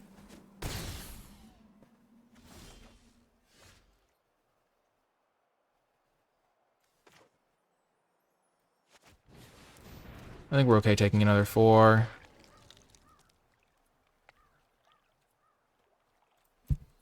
We don't want to take any extra damage by letting them kill this and hit us for another damage, so we're fine sitting back.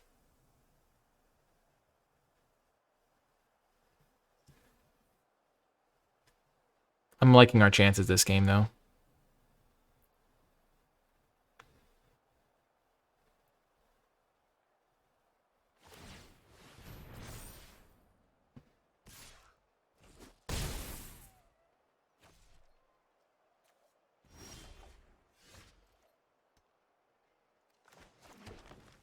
So we can do this on the Raven's Wings, which is really funny.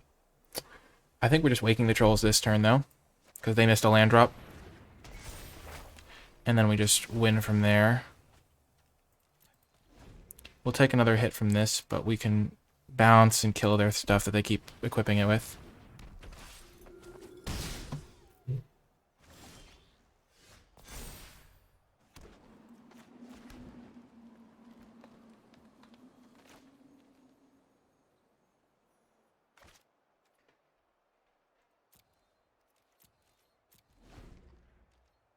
Gonna run ashore here.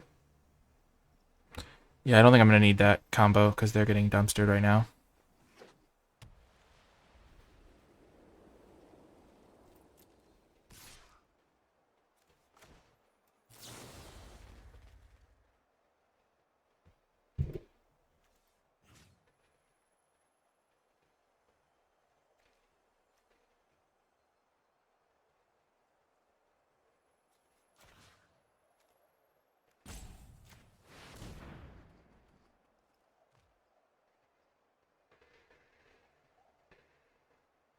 And this also protects them from having hexproof or something.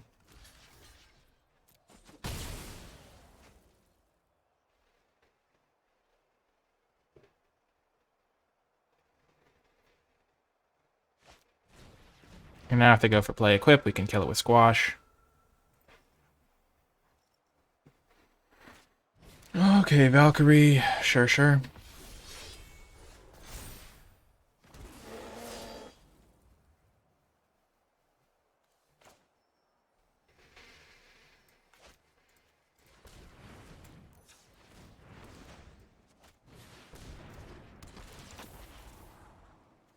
Huge.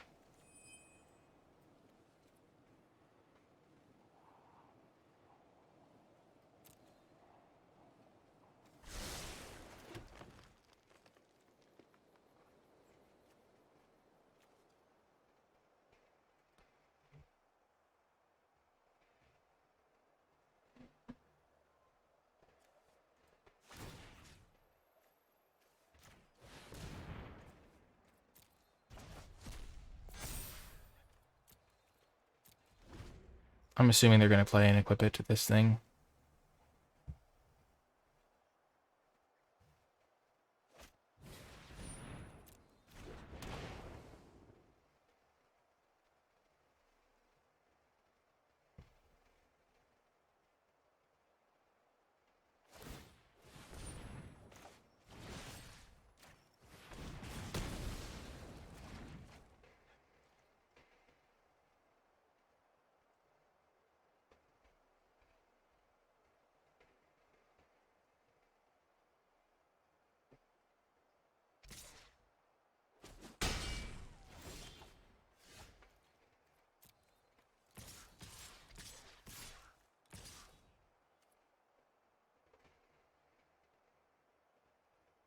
Three, 7, 11, 17, 20.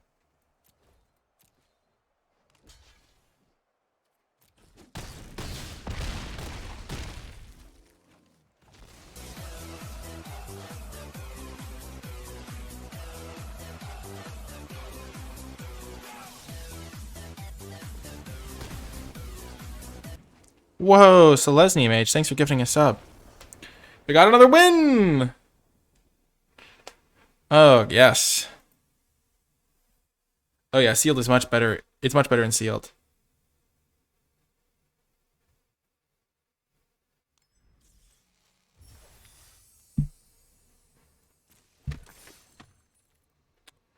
Two wins away.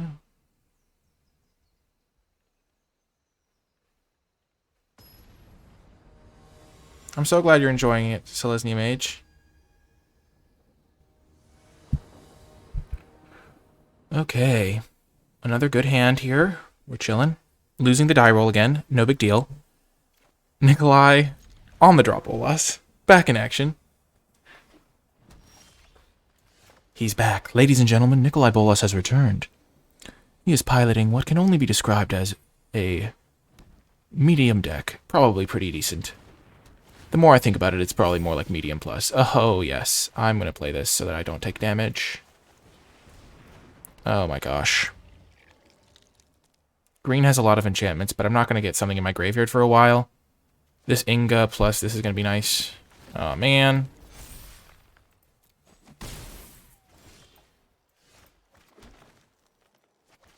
Next turn I can attack in with this, get a mountain, and squash this, so I'm okay. I've got a pretty decent deck. Oh, and they're missing lands again. I keep playing against the mana-screwed opponents! Let's go!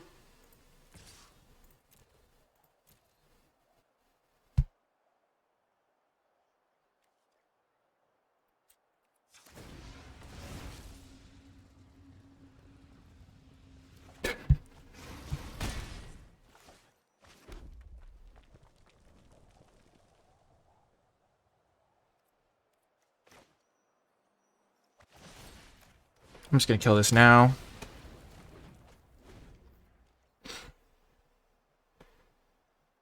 Maybe we should choose to be on the draw.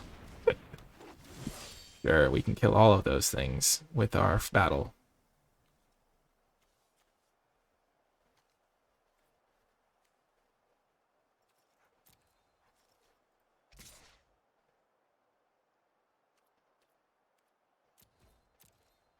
I doubt they're going to trade, but maybe they will.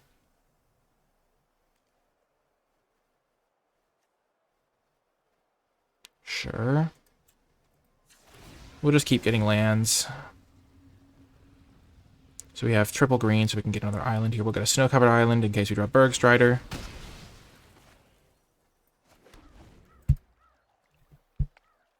Battle does not kill changelings, that is true.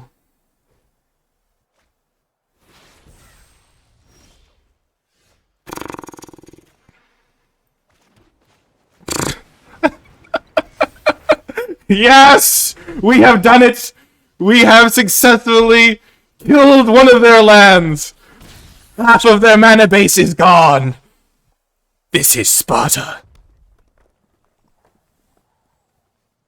Gotta love the free wins. Oh my gosh. And we even have the run ashore backup. This time we'll remember to keep it safe. Okay. Bum ba da bum ba da bum ba da bum. We're just gonna protect against them top decking a answer 4, 5, 6, 7, 8. If they do have it, we'll hold full control. We'll bounce it back to our hand.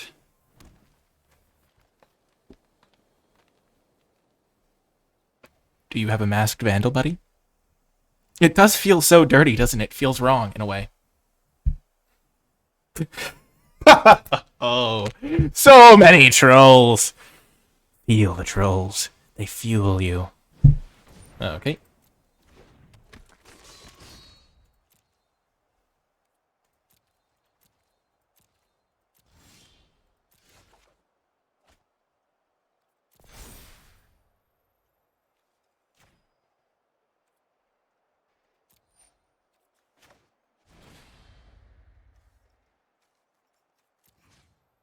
Put into its owner's library.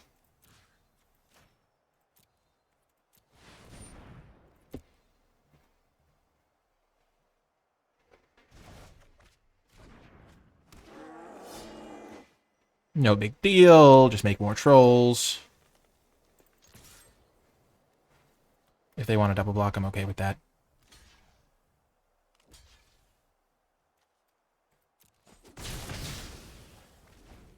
I think we're in good shape, chat. Our opponent did not play their third land. I think we're kind of favored.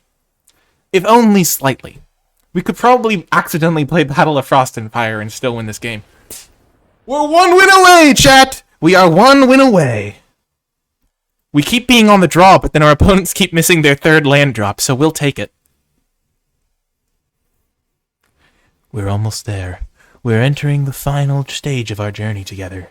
Will waking the trolls get me to day 2 and that glorious sound effect? The final boss awaits. Who will it be? Ex-Ochi.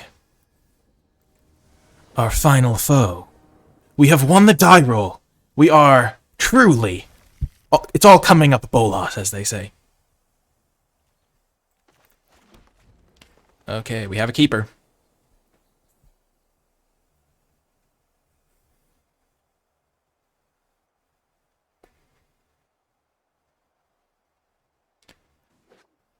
It's all coming down to this, chat. And they're playing Jaspera Sentinel. Oh, and we drew the Haymaker! We are in great shape, chat! We just have to maintain our focus. Jaspera Sentinel. Can it get the job done? Probably not. I'm not really afraid of this card. Oh my gosh, don't play your second land. No, I'm kidding. They wouldn't keep that hand. Okay, they have played a Foretell card.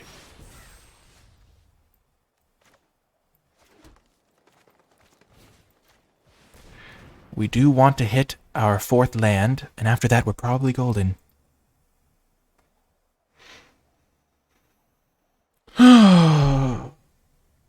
Packmate, sure, sure, sure.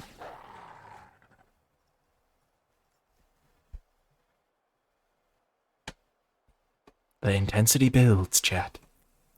Having Waking in the Trolls in my hand gives me a lot of confidence here. Missing a land drop would not be ideal, though. They hit a land. Big ouchie.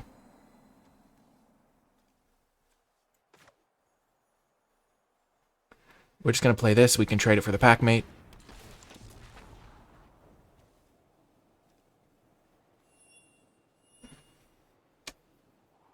Oh, so we just want to hit land drops, I think. So stuff that helps me do that is really good. We already have a Demon Bolt. We already have a Squash. We have a Hammer. So I don't need the second Demon Bolt, I don't think, which is crazy to say. We will trade here, if we are allowed. And we are not, like, mana screwed by any means. No, it's 3 losses deck list. So this is it. The final countdown. Da da da da da da da da. No, the trolls have been provoked.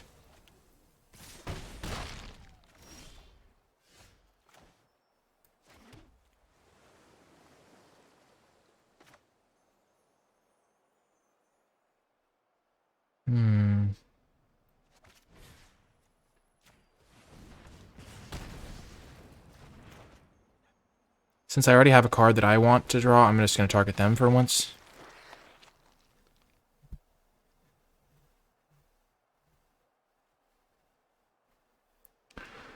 So I think they might have missed a land drop too. No, because I just hit my... I was on the play, and I just hit my 4th land.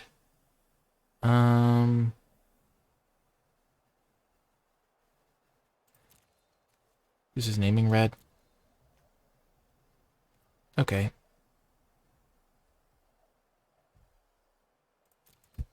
They can have a tap land.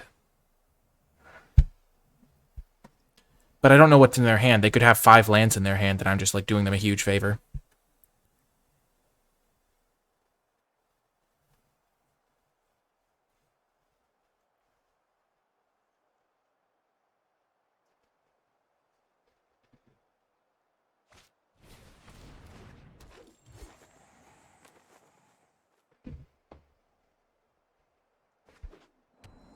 Yeah, now they know they have an extra land, which is really nice.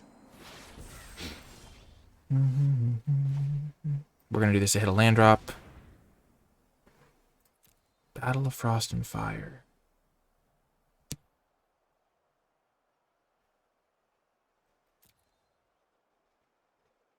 I'll take it.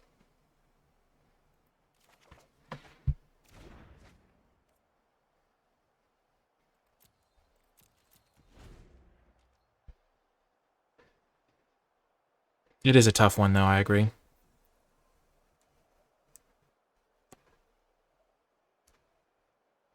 They also have black mana in the deck. Interesting.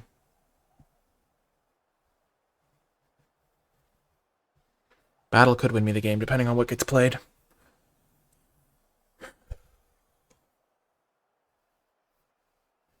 They have a lot of mana. Waking the Trolls doesn't actually do much for me right now.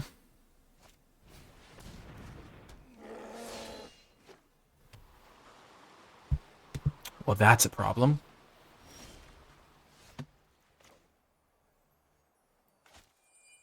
So we can get our second Demon Bolt now. And we can block this thing.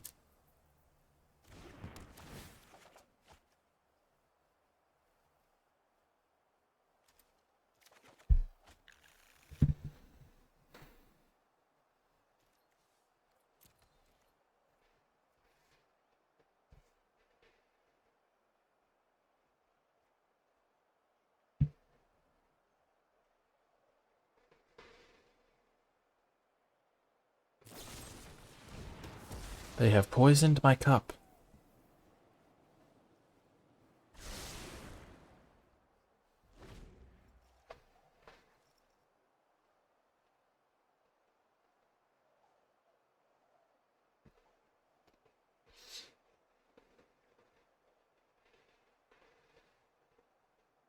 This is tough.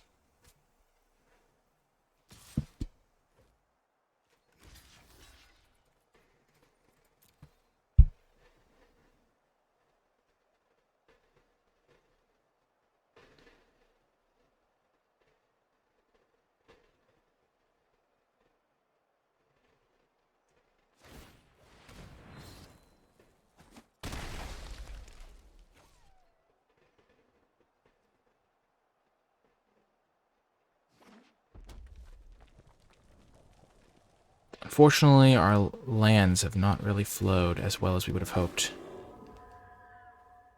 Oh, the Sculptor of Winter's hosing me.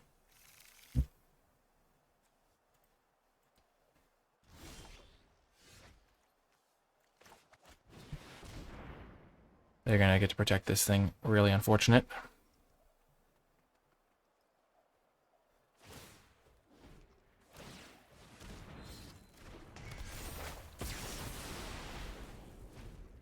If we draw a land, we can run ashore the Ice-Eyed Troll, which buys us a turn.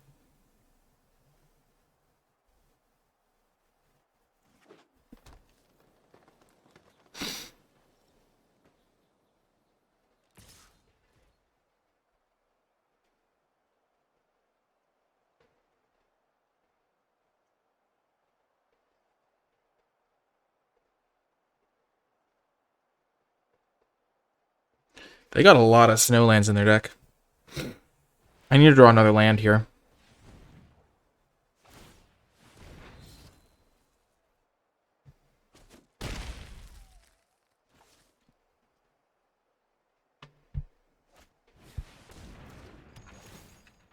Rats. Oh, man. Oh, we lose. Oh, we were so close. We were so close. We just couldn't draw lands. We kept scrying lands away, to be fair. Oh my gosh.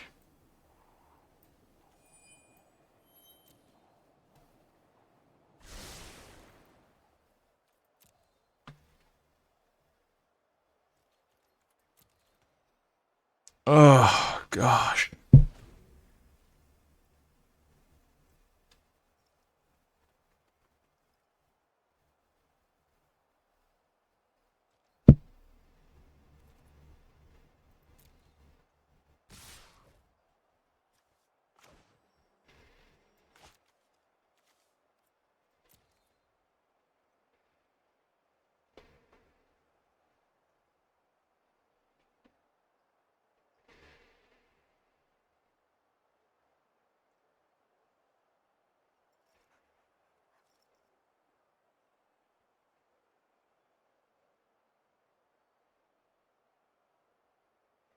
We're not literally out of it, but we're in tough shape.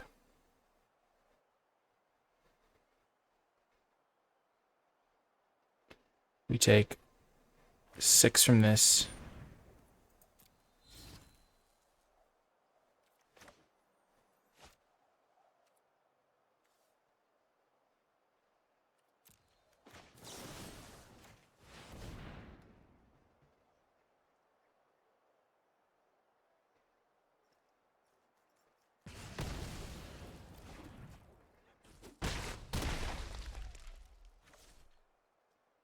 I need them to not have a follow-up.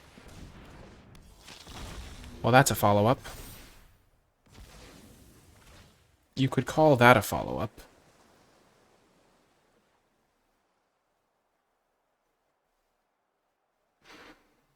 Bum,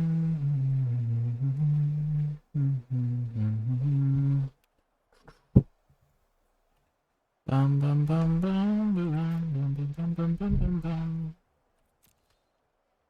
2 indestructible cards are better than 1, as they say.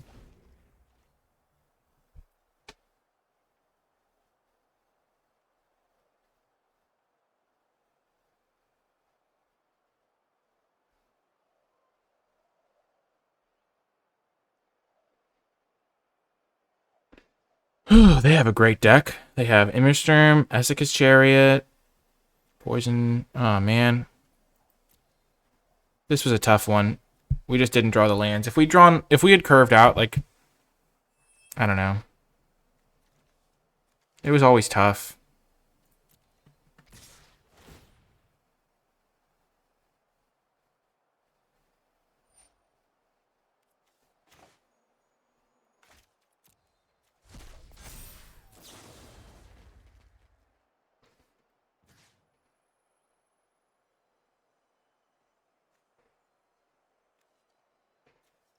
And this thing's even a 4/4, so I can't just bounce the cat.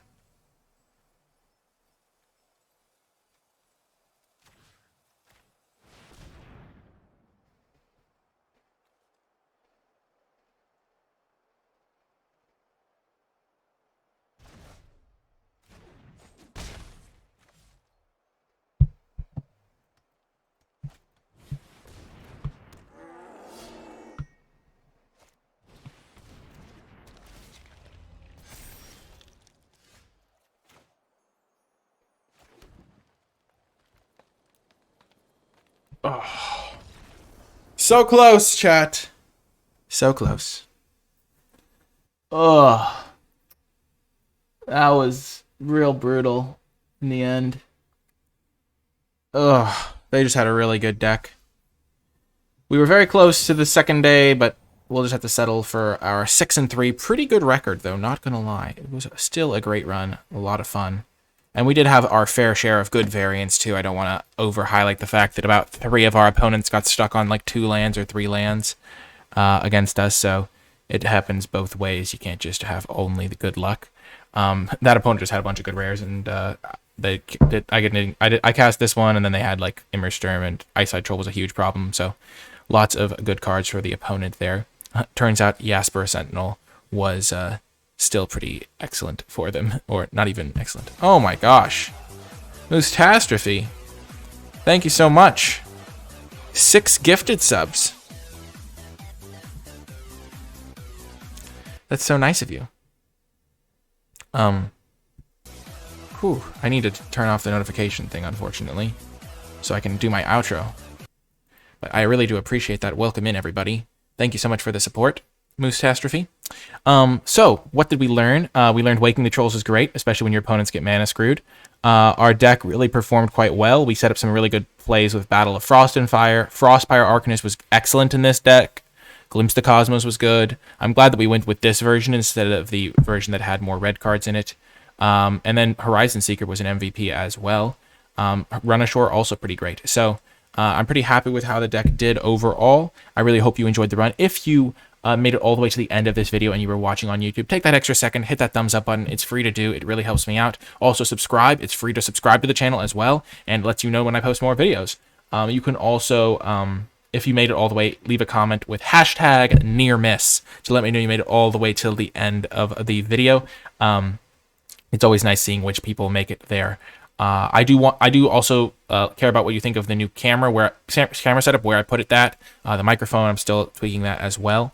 So I do really value your feedback on those metrics, and I will take those into account. You can also check out the Twitch stream live at twitch.tv/NicolaiBolas. If you would like to support my content at no extra cost to yourself and you have Amazon Prime, you can link your Amazon account and your Twitch account and then subscribe to my channel for free, which is always appreciated, and it's really simple to set up.